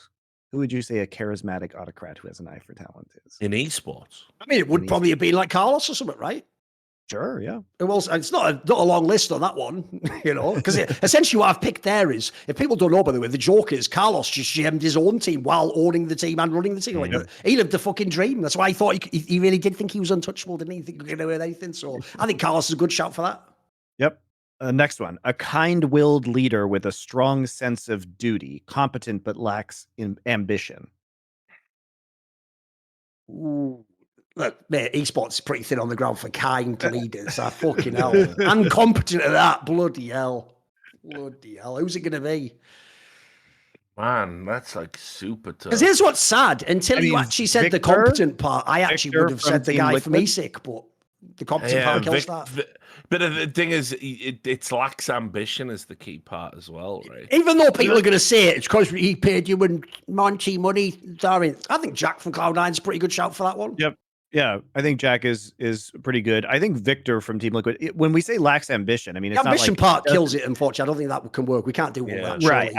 I wouldn't say that Victor lacks ambition, but he certainly, isn't out there tooting his own horn. He's kind of a quieter behind the scenes guy. But I think I have routinely been impressed by Victor's ability to do the right thing and, remain loyal to the people who are loyal to him. I think he's one of the best people in esports, personally. Yeah, the fact is, it sounds like you've given them this like really nice positive trait, and then you just throw the little zinger in at the end that it's like, and a negative trait as well. Like, we'll ignore that one. Let's see here. A utilitarian pragmatist who believes the ends justify the means. I mean, that would be whoever, for me, that would be whoever decided on the selling the ESL to Saudi Arabia, right? Because they think that the ends of expanding the industry and the flow of money will justify the means of selling it to Saudi Arabia.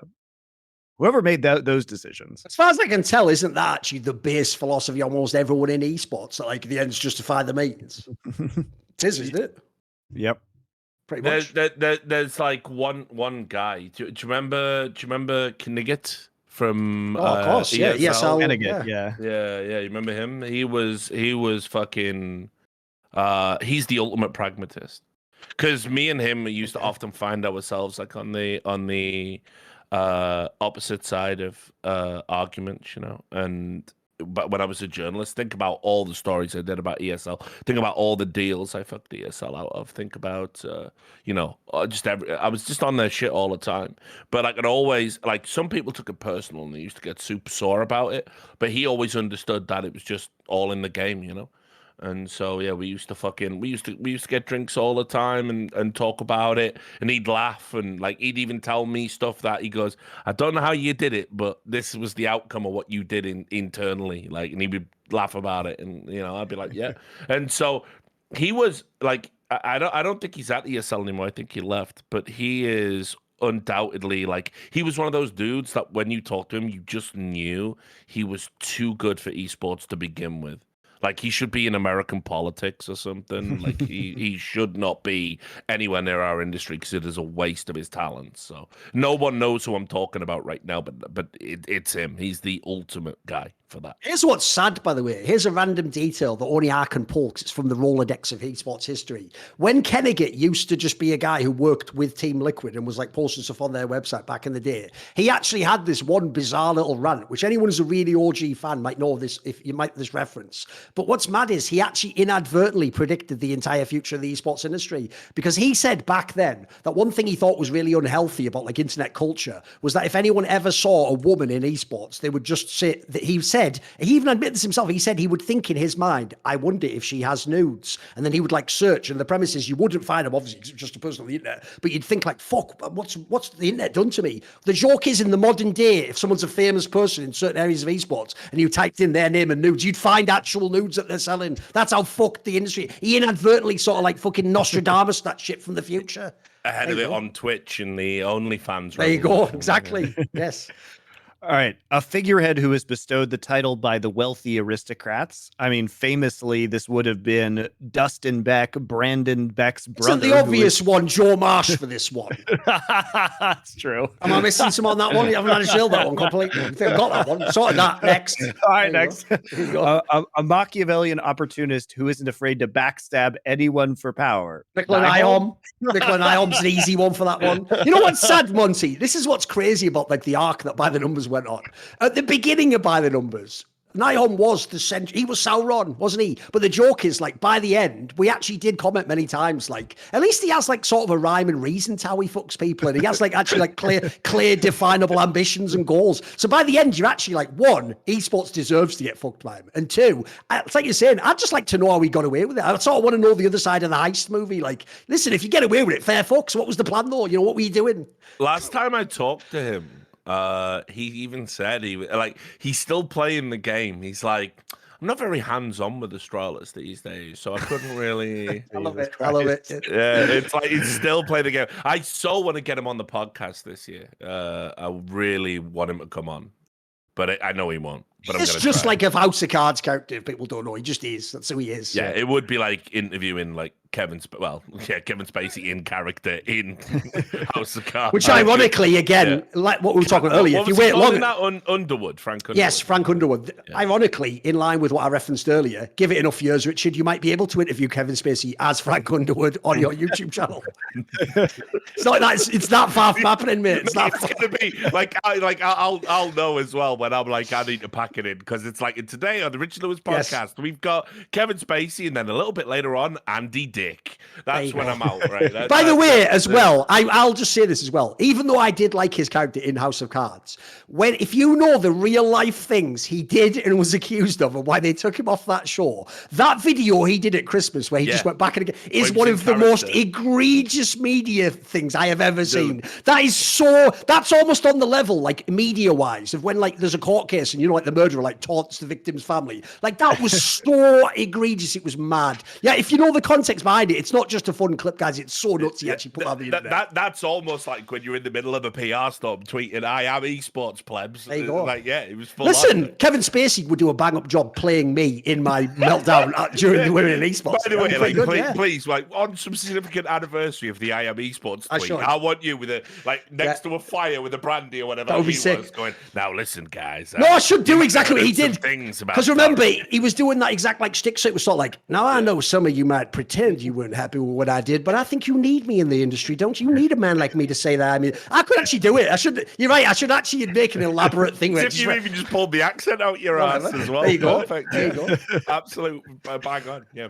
There actually is a question. A better accent, Monty doing a British accent or Richard or Thor doing an American one? I'm bad at accents. Man's not American, man's French, surely. We all know that if you watch By the Numbers. Because the joke is I'm not actually that good at accents, but if I get one I'm good at, I'll just cram it in every possible crevice of the conversation. Don't worry about it. Yeah. Yeah, I mean, I can't do the American accent anymore. I've been back in. I'm a Brit bonger again, so I've been back in over here too long. So I don't know. I think probably. I don't know. Like, dude, can you do a British accent? Money? I can do like a posh British accent. Yeah, give us it. Go on. Oh my god. Go on. Pressure. Oh, it's gonna be terrible now that I'm under pressure. I told you I'm bad at it. It's fine. All right. Let me see here. What festive traditions or activities have you taken part in this past Christmas? Not bad. Not bad. Yeah, it's not bad. Yeah, that's like that was the next question. So there you go. Yeah, sorry. But I can only do the posh one. I can't do any of your like gutter accents. Yeah, it's like what's that fucking TV show all the American housewives went nuts for? Downton Abbey. Yeah, that one. Yeah. You sound like I a could do cunt the now. Yes, down, exactly. sit down, Yeah, Nazi. yeah. God, that show is terrible. Yeah. Also, I hate House of Cards. I think that show is also I'm terrible. also terrible. Also terrible. Also, if you want to know how fucked my brain is when it interacts with media, I actually did recently watch a movie version of Pride and Prejudice, and I'm so narcissistic. I came to the conclusion I am Mr. Darcy of esports. So, All right. you might wonder why I was involved with. I'm just watching a movie, but it's all me. Which one of these is me then? Go on. What's the next question? I asked it. That was it, best right? Traditions or activities have you taken? He was actually reading the question out. Right? I was reading. I had to read something, right, to do the accents. I mean, the problem with that one is that I feel like that's going to be a bit of a dark one, especially better by Richard does live on his own, and that's basically just spent the last few months like, I'm leaving, fuck everything, fuck everyone. Like, so how was your festive Christmas then, Richard? Any activity? What were you doing over Christmas, basically? But yeah, here's what I did. I went to see the family for the day. Dealt with that nonsense. Came back, and then I cooked a big dinner for all the lads who came over. We got wrecked on Boxing Day. Like, it was actually That sounds good. That was fun. It was it was disgusting. It was like fucking like last days of Rome. Oh, right. Levels of drinking. It was growing. People asleep on the floor. People throwing. I love up. it. The worst ever is, by the way, if you're young and you don't know, you're thinking like just binge drinking's bad. The worst is when you sort of come out of the haze of like a nap you hadn't planned on taking while drunk, and then just start drinking again. Just like, oh, Yeah. Well, So just to put it in perspective, I started drinking at 11 a.m. that morning while I was cooking dinner, and then after I kicked everyone out the house or put people into corners so I didn't trip over them, I was still drinking rum at 11 a.m. the next day. That's so great. Okay. yeah, and Sounds then like a great time. somebody gave me a fucking cold again, so I had that seasonal flu that went around, and I was basically in bed. I've still got that now, mate. That's for what I New was Year. rectifying, Yeah, I know. Like, fuck's sake.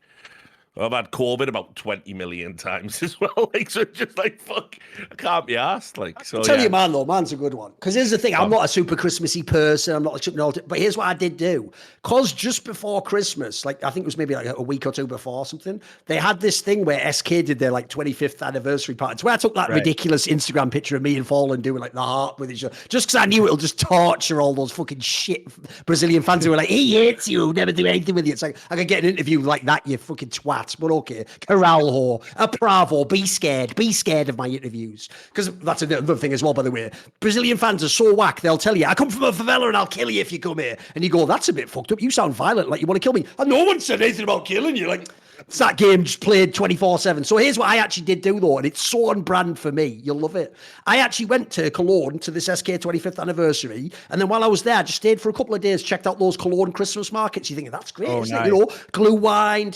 But the main thing I actually did enjoy when I reflect back on it is because I was in Cologne. Every time anything annoyed me, I would just go, bloody Germans. That was brilliant. I was loving it. It was totally on brand. So that's all I did the whole time. They were stood in front of. I even did.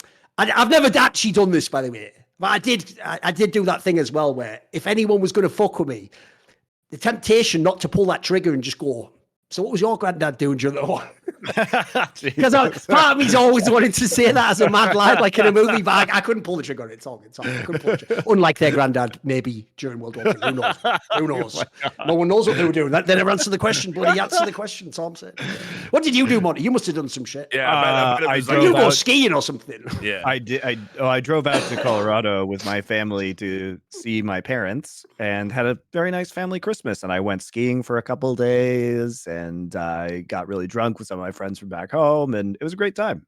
I can't lie. The problem is, obviously, I'm not from a background where we're doing skiing anyway. And if you don't know, even like the skiing places in the UK, are those like shit fake snow ones that you go on or whatever. So it's not really a thing for British people unless you have money. But even so, one, I was never that into skiing anyway because it looks dangerous. And then two, as a massive fan of Formula One, I will also never ski ever in my entire life. Between Corby and Schumacher, I'm never going in a helicopter again, and I'm never getting on any fucking skis. I can guarantee you that right now. So those two were just out forever. It's over. Yeah, 100%. Exactly. I love. Well, I mean, I grew up in Colorado, so obviously, like I grew up skiing. So It's Oh, I very will say though, this does tie into a mad anecdote I've got to very quickly tell, which is you can look this up online. It was actually like Katie Couric or some really famous like American news anchor who said this. Yeah. There was a famous story, and this is so mad because it's just Americans. It's Americans who don't have passports and they don't understand anything about the world except TV. For real, Monty, something mad like 3 or 4 years ago on American TV, they actually had a segment where they were like, and in the Netherlands, people just skate up the canals to work. Like, what century are you talking about? What are you This is literally in like 2018 or so. I'm telling you, you can find it on YouTube. It's so mad. Even in the comments, it's like everyone does like, what the fuck? Like, it's such an insane cartoon Grinch world, like that they think of you a bit. Oh, it's a nightmare. Cool, though. If it It's was funny, just though. Spaghetti on the trees, you know. I know, it's amazing. What an amazing new segment. All right. What I only you guys can answer this question. What led Christopher Hitchens to have such a massive blind spot to the conflicts in the Middle East? Was it solely due to his hatred of religion? I don't really read Christopher Hitchens, so I would not I've got a know. good one on this one. Because here's the thing. I think I've got two angles out there. I'm sure Richard's got his own take. Mine is there's two angles to this. One, the religion angle is an enormous one. And you have to remember, this is someone who, when he wrote his book, God is Not Great, he picked the subtitle, How Religion Poisons Everything. And if you ever, by the way, in a debate said, well, that's not hyperbole for the, he would be like, no. And he would actually defend the position that everything religion touches is instantly corrupted and is worse. So already, yes, if you are literally like an extremely like adherent religion, which involves concepts like we might kill you if you don't agree with us, you can see why that might, like, let's say, radicalize him or skew him in a certain way. And then the other one is, and this is a problem I actually think leads into so much, if you've ever watched Richard's work about Enemy of the People, I think so much of what makes people in American media fuckheads, which in this case I would have to include Christopher Hitchens in this regard, is they make that mistake of when you get a source, because you think, oh shit, I'm getting info no one else is, you think you've got the whole picture. And so I actually think, and you'll even admit this if you go and look at his interviews, he had too many connections that were other people in the military, in like the establishment of different countries like USA, UK. And the problem was he bought basically all the shit the special intelligence people would tell you, like, oh, they're all going to do these attacks. He just bought it all hook, line, and sinker, and he just believed the whole thing. So he really did essentially believe that there was going to be some shit like an ISIS that would make like a caliphate and take over the whole world, unless, unironically, the American military went in and killed all these people. Like, I know that sounds mad, but I actually do think these two factors are like massive elements of why he had this. I agree on this one topic, like such a different perspective than almost any other topic in history. Yeah, I mean, so it's the one area where basically, like, I agreed with Hitchens and obviously lots of regards. Thought he was a fantastic mind. He definitely did have a blind spot where the Iraq War was concerned, but it's also an understandable one if you know a little bit about his life and about his history. I won't get into how, I mean, in many ways, he embraced the American lifestyle and was very, shook by everything that happened September the 11th, and this was at a time when obviously he was working on his books about religion, and he started using the term because he coined it, Islamo-fascist. That's a Christopher Hitchens ism. And he was using this quite a lot in the build-up to the military response from America in a post 9/11 environment. He even famously came out and said, that he considers himself ostensibly liberal, but absolutely when it comes to foreign policy and stamping out these regimes, he's a neoconservative. He said that. Oh, he even used to say famously, like that people like that, he actually believed you had to kill. You couldn't sort of negotiate with them. You had to kill them. And basically, the thing that was also another thing that not a lot of people factor in. Very good friends with Salman Rushdie. That's a big one too. Yeah. Yes, People don't know someone who had that like fatwa on his life for 40 years or something bad at this point in time. Yeah. And so obviously Salman Rushdie was living in hiding. I mean, we just saw what happened. The guy lost an eye. Yep. And got stabbed recently, from a public speaking engagement. And he was absolutely adamant that, like these people are ostensibly fascist and they cloak their fascism with a veneer of religion. And so anyway, when it came to toppling Saddam Hussein, I mean, there was a lot of, Saddam Hussein's a piece of shit, he was a piece of shit that was propped up by American foreign policy for many, many years. But the way Hitchens used to kind of also present his position was that, there is no net negative of assassinating Saddam Hussein and getting him out of Iraq and overthrowing his regime. He couldn't foresee He didn't think it'd be this like a post-apocalyptic wasteland that looks like now, basically. Into the narrative that we would be welcome as. Oh yeah, there's another thing, by the way. He also was probably one of the biggest proponents of the idea that they could have like a democratic fucking republic or whatever, which obviously now seems mega quaint, but at the time was like an angle some people were taking. Like he really believed if you just gave them like a parliament and stuff, that they would just sort of become like some fucked up Western country or something. Yeah. You know? So I mean, at the end of the day, it was one of those things where it definitely came back to bite him on the ass quite a bit, and quite significantly as well, because he found himself later being a very vocal proponent of like Amnesty International getting involved and penalizing America for the human rights violations at like Abu Ghraib and Guantanamo Bay. He famously got waterboarded on television.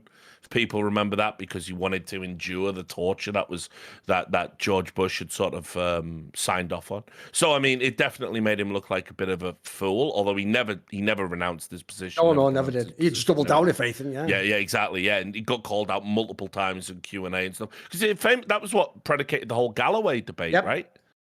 So yeah, I mean, the blind spot is understandable. He was very anti-religious fundamentalist, very pro-American, because he lived there and considered himself 50-50, had dual citizenship, and obviously as well had a friend who had to live in permanent hiding because of religious fanatics. So all of those things converged to give him a worldview that was a little bit flawed, I think. All right. Will you be making a sports-focused podcast this year in LFN? I would say in the long-term plans, that's probably on the cards. We have too many people who are like NBA fans or whatever, that people will probably want to do that at some point in time, but we don't have immediate plans to do that. I think it's very likely, because put it this way, like Maui is super into the NBA, Kassad is into like the NFL and European soccer. Just between all the people we have like a lot of the big sports covered. As you say, the joke is I think most of them would actually like to do a podcast about these topics and get sort of their takes off. Yeah.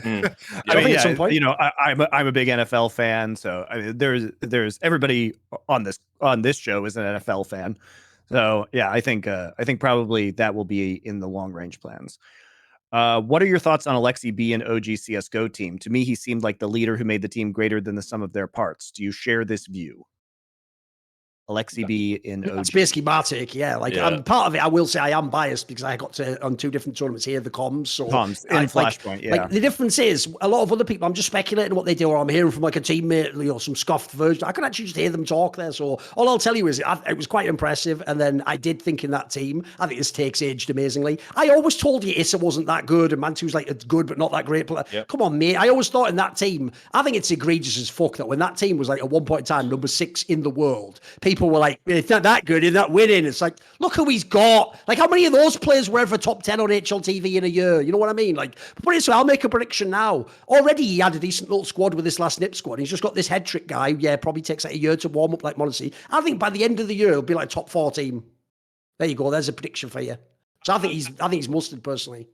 I wouldn't go that bold. I definitely wouldn't commit to the top 4. I mean, the specter of the Rio Major is like, always going to be there for me. It's like it was a very, very embarrassing performance. Sure. If you can't beat Sprout in a best of 3, if you can't take a map off Sprout in a best of 3, how good an IGL can you really claim to be? But I'll also add, I think there was dysfunctional components in that team, and they never really. Now with Head Trick, this is the team they're going to carry forward for this year. I don't envision any more roster changes, and you judge an IGL on the work he does with a solid, stable roster. So I like Aleksib. I think he's been much maligned. I think he's been super unlucky in some areas. I'm not in on him as Duncan is, frankly. Can take or leave. This way, I'll characterize it like this, Monty. Of IGLs, I think he is the next one that can be like one of the all-time, like a Carrigan, Glaive. Like that's where I categorize him personally. Is the ESIC NA match fixing ruling going to come out before or after World Peace? God knows when it's going to come out. I have to suspect at this point, like, I feel like it's ever coming out, is it? Come on, they surely just shelved it. Yeah, well, I just don't even know what ESIC's doing anymore. I mean, like, what was the last thing they did? It was the release. The thing they did was the Hunden thing, right? They just said Hunden's not as bad or something, right? I mean, it's really weird because I'm speaking at their thing in February in London. They've got a conference. I don't take a fee for it, but I'm going to be doing a speech there. It's one of the, like, I don't want to call it a keynote because every wanker that gets to talk calls it a keynote speech, but like I'm like the second guy of the whole thing. But instead, Richardson called it Turning Point Esports London. yeah, Turning Point UK. There you go. No, but it's yeah. So look, I don't even know. I don't even know what they're doing. I don't know if they're going to take a drastic change in terms of what they do. They absolutely need to stick to what they know and understand, and they haven't done that, and it's cost them every single time they've colored outside the lines. I think they need a restructure. I think the incompetence they've engaged in, there has to be some accountability there. So I don't know if you're ever going to see the NA match fixing thing, because my suspicion is that while I don't doubt their conclusions, maybe the methodology might have been unsound. So I guess we'll see. But you know, I like at this point you have to ask yourself, is it even worth it ever being released? I don't know what it would do. Like, for example, the only actual tangible effect, as far as I can tell, it would have at this point in time is it would just muddy the name potentially of Marv from fucking Optic in Valorant. That's about it, and it wouldn't affect him. He's in Valorant now. It's too late. So, you know, there's like a number of players that are absolutely like nailed on guilty, and it's not even up for discussion. And it's like, but yeah, they're in a different game, and Riot's not gonna punish them. So. Yeah. No, they agreed. They've agreed that they will, but that was in 2019, 2020. Yep, exactly. Yeah, right. So, you know, the problem you've got is that Riot, let me put it this way. With the start of Riot's new Valorant structure, they are not going to kick things off this year by banning a bunch of players and bringing the negative PR on themselves as they launch the shiny new thing. But equally, do you want to have, you know, because I mean, look, let's also be real. It's match fixing going on in Valorant too. So, you know, for me, they shouldn't have got away with it, but I guess we all just have to start waking up to the fact that they did, which isn't to say I'm going to publish my stuff this year. I was holding off doing it, and I'm just going to find a place to publish the worst thing is, story, you know? No one could have known it, but in the end, you are just the meme of Jesse from fucking Breaking Bad. Like, he can't keep getting away with it. So I actually, they can, Richard. Like, oh, my bad. I'm off. It turns out that actually not only can they get away with it, like the message that's been consistently sent out about match fixing is like if you're in the tier 2, you may as well. Yeah, you may as well. Yeah. So. Okay.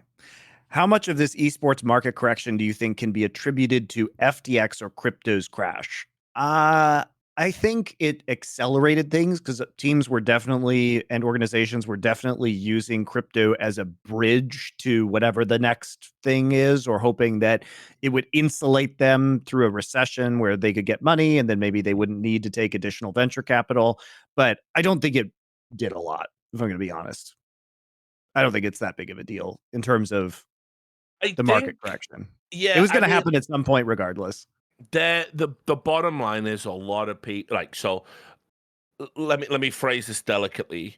There were a number of people that took NFT and crypto money, not because they believe in the industry, not because they thought it was robust, not because they thought it was sustainable, not because they thought it would keep turning up. They took that money because it was money, and they banked on it just being enough to get like 2 years down the road, and then there'll be some other bullshit. But the point is, what ended up happening is they didn't get 2 years down the road. They didn't even get 6 months down the road. And that's what we're scrambling for now in esports. The market correction that's happening is that basically what people were banking on holding us over through the recession, that's got too. So what do we do? Yep. Yeah. I agree with that. You three have to take over one of the following esports orgs, save them from ruin, and make them profitable/successful. However, you have to work with the current owner and upper management. Your choices are FaZe, TSM, or 100 Thieves. It's pretty easy for me. Yeah. Me too. But you're going to say 100 Thieves because it's working Yep. with the problem is the what ruined that question was the ownership part, wasn't it? Because the difference is out of those three, the only one who's not a dickhead is fucking Headshot, so it's easy. If you made it that wasn't about like the ownership thing, I actually would take FaZe because it's just play on an easy mode, isn't it? You've got every fan in the fucking world. Like all you have to do is stop being an idiot in business, essentially, as far as I can tell, and or doing illicit whatever you put up your nose. I mean, I think 100 Thieves. Just a guess on that one, pure Minecraft speculation. I just know from from being in the industry that Nadeshot is not difficult to work with, and he actually gets out of the way a lot of the time when he doesn't know things, and he's like pretty humble. So it's not hard to work with him, and I think the rest of the 100 Thieves management is pretty good. And I also think that they have diversified their business model into game development. Creators like big creators. The energy drink, the keyboard, like they just have a lot more stability. I think it'd probably be the easiest to run them as well because they're already well run, in my opinion. Yeah, I mean, I always liked Nadeshot. Don't always agree with him. I think there was definitely like I don't know how I feel about owners of big esports orgs being one of the biggest influencers in the stable. I don't know how I feel about that. It's not an idea I've really fully explored in my head, but it feels kind of icky. It feels weird. It doesn't feel like you can ever truly do right by everybody else if you're double dipping like that. But whatever. I think Nadeshot's a good guy. I think 100 Thieves has been very successful. Who the fuck would want to work with the chuckleheads at TSM? What was the I mean, they are profitable though. They have a good business. Yeah, I mean, watch this space, homie, on TSM. That's all I'm going to say. And the other is FaZe Clan. FaZe Clan is just a blight on esports. Like, probably if people went and investigated that org right from top to bottom, man, like, that feels like the Enron of esports, bro. Where you know what I mean? Like, you surely should collapse any moment. Every scam going, they've run at least one. Yes. So I mean, fuck FaZe. I'd like to. I mean, there's a sick element where you can be like, it'd be hilarious to fire them all, but I don't think that's gonna matter much for FaZe in about a year anyway. So. How would you go about convincing a AAA dev who is thinking of making an esports title that they should allow their scene to remain organic and not go the route of Blizzard and Riot, or is it futile? Look, I honestly think, now this may not be a good thing, I think that with ESL, the amount of money that ESL has by being bought by the Saudi government, that it's going to become more attractive for new developers to not run their esports. Because remember, they have to, in running an esport, they have to do something that they are inherently not competent at from a business perspective. Like, I would argue that Riot and Activision Blizzard have not done a great job because it's not their core business competency to do this. And they've made a fuck ton of mistakes along the way. Meanwhile, had they just, I don't know, given the scene to OGN, it would have turned out a lot better in terms of product, because that was OGN's core competency. And like the early days of League of Legends in Korea that I experienced were very good as a result of that.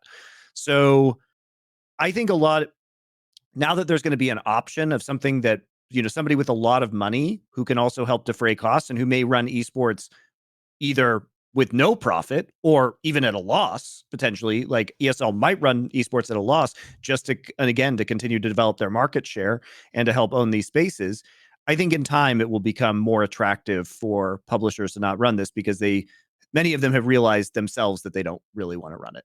Yeah. I mean, for what it's worth, like the LCS, for example, has been kind of for sale for years. At this point in time, like there was never a good enough offer to convince Riot to do anything with it, but that was on the table for a long time. I think the thing that makes me sick is that every other developer that makes a game where it's going to have an esports component to it, they look at Activision Blizzard and they look at Riot and they go, we want to do that. And we know how busted their models are and how broken they are and how unpleasant they are to work with and interact with, and how it's just a fucking group of narcissistic, delusional pricks that just descend on an esports event in matching uniforms, and everyone has to lick their ass and pander to them, and that's why they go back and they're abusive to staff and fuck knows what else, because everyone in the industry gasses them up because they're scared of having their little money license snatched off them, when in fact what you should do is, the only appropriate thing to do when you're dealing with an Activision Blizzard middle manager is just laugh in their face. Like, they're clowns, they're absolute idiots. Accidentally invented esports in a perfect storm in South Korea and have dined out on that ever since. Like, they know what the fuck they're doing. And Riot Games are basically the propagandists, the Stalinist reform in esports, where they just airbrush anyone out of history they don't fucking like and claim they invented it all in 2009 anyway. And have they been successful? No, both of these entities haven't really converted casual players into esports at a rate that makes sense. Esports remains a loss leader for them. And then you look down at all the people below and they're looking up going, I'd love to be like those guys. Another reason the industry is completely fucked. So I don't even know how you could explain to a games developer, Riot and Activision Blizzard are doing a bad job. I don't think the penny would drop. No, I don't think you can. Put it this way, there's like a saying that they have, I think it's in Japan, where it's something like nobody's as smart as everyone. And what they mean by that is like everyone has like information that one individual can't contain at all and can't know best for everyone, right? Basically, I think that game devs do think that. Game devs think that they, as the person who made the game, are responsible for everything good, even things, by the way, other people made completely independent of them using their game. And as a result, unfortunately, just like Riot is the ultimate example of this, but they're all like this, right? It's just a worse version, and they say the quiet part out loud. They'll just openly tell you, essentially, like, the number one goal is always complete control of the game. It's never the things we want. Because here's the thing, Monty, it should be the easiest PowerPoint presentation of all time. You just explain to people that every major esports genre / game that has led the industry came as a mod or some kind of community effort from a different game using someone else's engine, making a different type of map, and essentially that the community collectively did everything that was good. Like the joke with a game like Counter-Strike, is one we've talked about a lot on this episode, is Valve had nothing to do with that game. They took it ready-made from someone else that itself was based on a mod of Quake 2. And you know what I mean? Like when you go back through it, the joke is, I actually think these game devs are so incredibly short-sighted. That's why I know they must only care about money and ego. Because if they actually wanted like an amazing scene, they're doing the opposite to what you should do. Like if people don't know, the Counter-Strike maps weren't made by anyone who works at Valve. Those maps that to this day endure in CSGO in 2023, we will be playing maps like Inferno. This fucking map was around at the beginning of CS. Like you can go to 2001 and see that map. But in this scenario, imagine Counter-Strike, by the way, without Dust 2, without Nuke, without fucking Inferno. Imagine it just had the maps from like generic maps in the game. It'd be shit, wouldn't it? Like that's half of what makes the game iconic. But somehow these game devs don't realize that with all that talent, it's never going to be in your company. Not least because, spoiler, if you have that mentality, that kind of fucked up gatekeeper, you're never going to hire the guy who's good enough to do it. I've often given you this example, Monty, on Summoning Insight.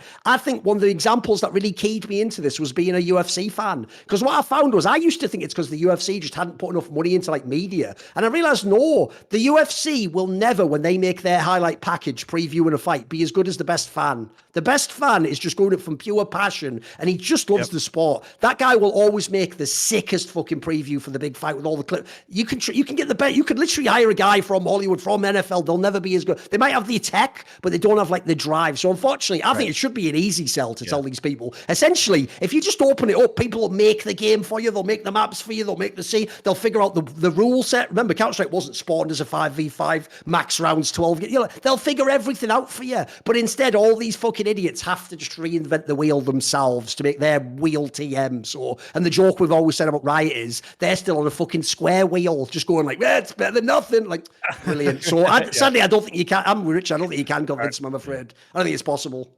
All right, last question. What kind of people annoy you to an unreasonable degree? Obviously, we're excluding just Brazilians here. Because that would be my number one all time. No one will ever beat them. Why have you just turned into chill Sonic? Like I just can't fucking deal with it. Like, you know.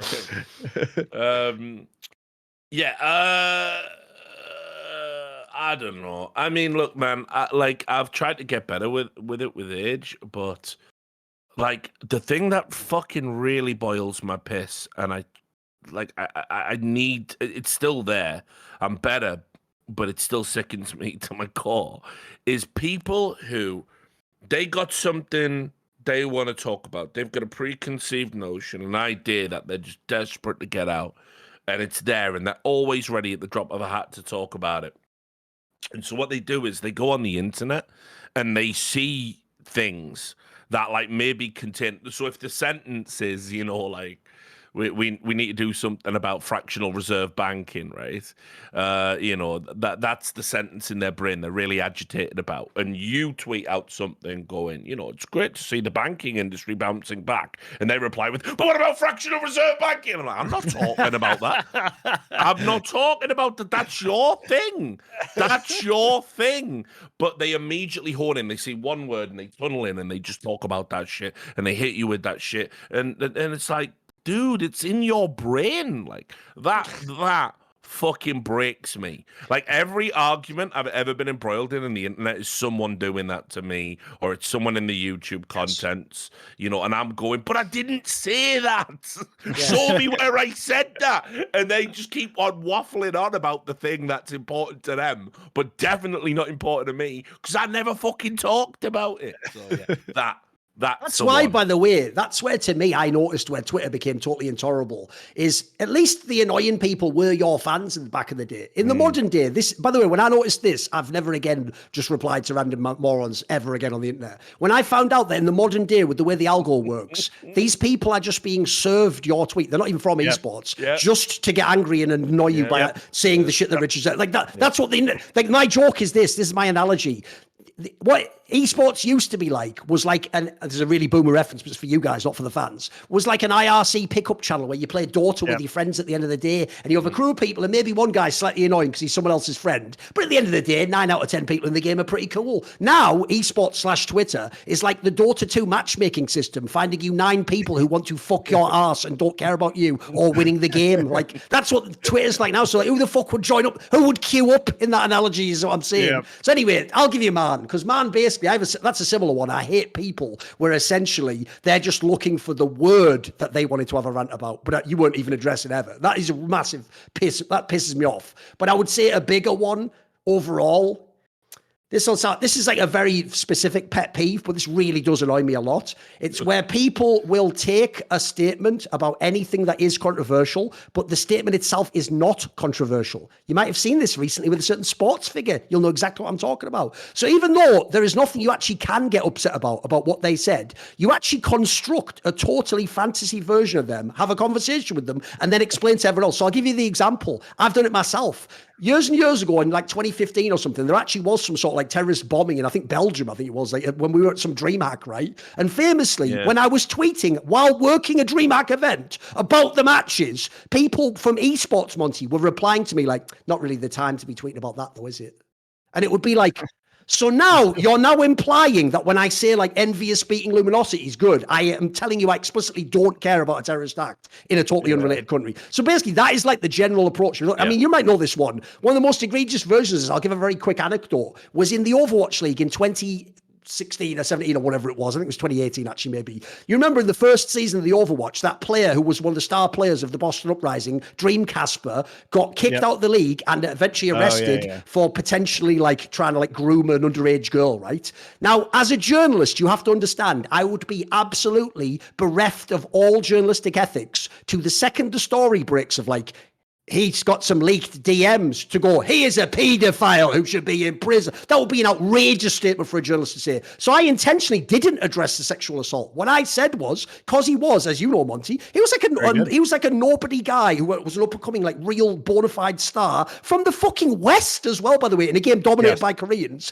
And he was playing for this small team that, much like the Patriots, were trying to get by, like, turning fucking, like, a nickel into 50 cents. Like, it was a nightmare, their job. So on his particular team at the time, it actually turned out I was wrong. His team actually was doing better without him, it turned out. But at the time, it looked like, right, well, that's the whole team done, isn't it? They found this jewel in the mud, and then he's done. So I famously made a tweet where I was like, it's a shame we'll never get to see him play again. And I'm not exaggerating. To this day, the Overwatch League community pretends I defended him being a paedophile. This is their words. And that by doing those tweets, I was expressly saying the only thing that matters about this case is how good he is at video games. Now, unsurprisingly, I'd never said anything like that. So like that general approach. Because it's a weird type of person, but they'll spring up all the time now. That approach really annoys me because it's like, look, mate, I've always said this. I get enough trouble for the things I do say. Don't try and get me in trouble for things I didn't say. That's some fucking bullshit, mate. Look, and these things can be simultaneously true. Like, here's an example. I can be sad that I'm never going to see Aaron Hernandez play in the NFL anymore because he was a really good tight end. But I can also think that he's a piece of shit murderer. I can think these two things simultaneously. Yeah. Anyway, I agree. My thing that annoys me to an unreasonable degree is that it's people that this is. I don't understand where this mind virus has come back up because I thought we killed it, but it's back now. Which is that people who think that we can't have double elimination because there is no advantage for a team coming from the winner's bracket. Right. That's in with like the way the TI and stuff do it, where you don't get the reset and the bracket reset. Yeah. Right. That you don't get a bracket reset. That the question is to an unreasonable degree. It is not rational for me to get that angry about it, but I get super angry about that because I feel like we put that one to bed. And now it's back, and people are like, "It needs a bracket reset to be fair." But obviously, as well, keep in mind that there are these endless cyclical discussions in esports because all of the OGs either fuck off or we just settle the science, right? You know what I mean? We're like, yeah, well, of course you don't need a reset, it's fine, and then we just get on with our lives. But then new people come in. The new esports.com writers are like, do we need bracket? Yeah, exactly. And then is esports a sport? Yeah, all the hot toys, esports a sport. Yeah. All of the stuff we've done to death, double elimination. What if women were in Counter-Strike? Yeah, I know. Imagine. There was even, by the way, along those lines, there was an article the other day where they said that women's esports started in 2018. Even fucking Sapphire had to call it out. Like, guys, I was playing these tournaments in like 2003. Like, you know what I mean? Like, into the fucking hall. No, give me a break. Like, what are you talking about? Yeah, it's so ridiculous, man. So it's like, that's why these things keep coming up, Monty, because obviously we just get this influx of basically people who want to appear that they're hip. You know, it's like that one the other day. I'll tell this story very briefly because the episode's almost over, but this might actually do some good. If you notice, bizarrely, about 3 or 4 years ago, I took this hard pivot and I've been like defending Theon anytime anyone brings his name up and tries to diss him. Because spoiler, all I'll say is this, without being rude, if you met him in real life, you would immediately understand the way he tweets things like that. He's just not a guy. I mean, he's actually been on camera a few times. He's talked about these things. He's not a guy who's like some social butterfly who's like amazingly. He's a guy who's like, I think actually I can see why he became a writer. I had a similar vibe. Great thing about writing is you control the medium completely. It's brilliant if you're someone who stumble over your words or say the wrong thing or you get awkward. Writing's the best place because you can just level your skill set up and you're on your own time, you can write about whatever you want. So here's the problem. I know people do in the esports industry actually like mildly dislike Theon because they think for real that he is just a fuckboy like clout chaser on Twitter. They think when he does those tweets, like where it's like, hey, who do you think like Faker will always be the best? Like they think that he's doing that like cynically. He isn't. He actually is that fan who just obsessively talks about the same thing. I think I've said that. I think. Yeah. No, he is. I'll do a mea culpa. But here's the thing, though. He just did one the other day where I had to at least fucking get him on it this one time because he just did one where when that news article came out with all those massive drama bomb drops about like MSI format change, Worlds format change, all he did in his tweet was just go like MSI in London, Worlds in South Korea, 2023 is looking good. And I was just like, that does sound, Theon, that sounds like you used some sort of fucked up Mad Libs shit tier clout chasing tool. Like, because all I did when I replied to him on Twitter is I just put, League of Legends is good. Send tweet. Theon leaned back in his gaming chair. It was a dirty job, but someone had to harvest the clout. Like, brother, what are you doing? Like, this just looks so bad. Too funny. But yeah, that is the modern day thing. It's like everyone who does that, by the way, that's a massive red flag that you are one of the new school people Richard's talking about. When you come on and you do a tweet like, I don't know about you guys, unpopular take. I think maybe we should let women in esports. Like, oh, bloody hell. Like, all that tweet says is, please like this 4,000 times. That's all it basically says. It contains no entertainment value, no information. It's nothing, is it? All right. That's it for this show. We'll let Richard actually enjoy his birthday now. Let's go watch that Banshees of Inishirin. Yeah, I haven't seen it. I want to see that. I've got a glass of scotch with my name on it. I haven't drank in 2023. It's gonna be. What is this? A horror movie or something? It's with fucking Brendan Gleeson and Colin Farrell. You know, the boys from So In it's like a Bruges. spiritual Same sequel to that or something, director. right? I see. Basically, but they're on an island that's off the coast of Ireland. Ah, right. And one day, Brendan Gleeson wakes up and says to Colin Farrell, I don't want to be your friend no more. And if you keep fucking talking to me, I'm going to start slicing my fingers off one by one and delivering them to you until you get the fucking message. By the way, that's a mad underrated director too. If no one's ever watched Seven Psychopaths, watch that too. That's a fucking banger, isn't it? Christopher Walken fucking. It's amazing, isn't it? Mate. You've got to love it. Yeah, that's a mad underrated movie. All right, enjoy your movie as usual. Esports Delinda asks. See you next time. That's up.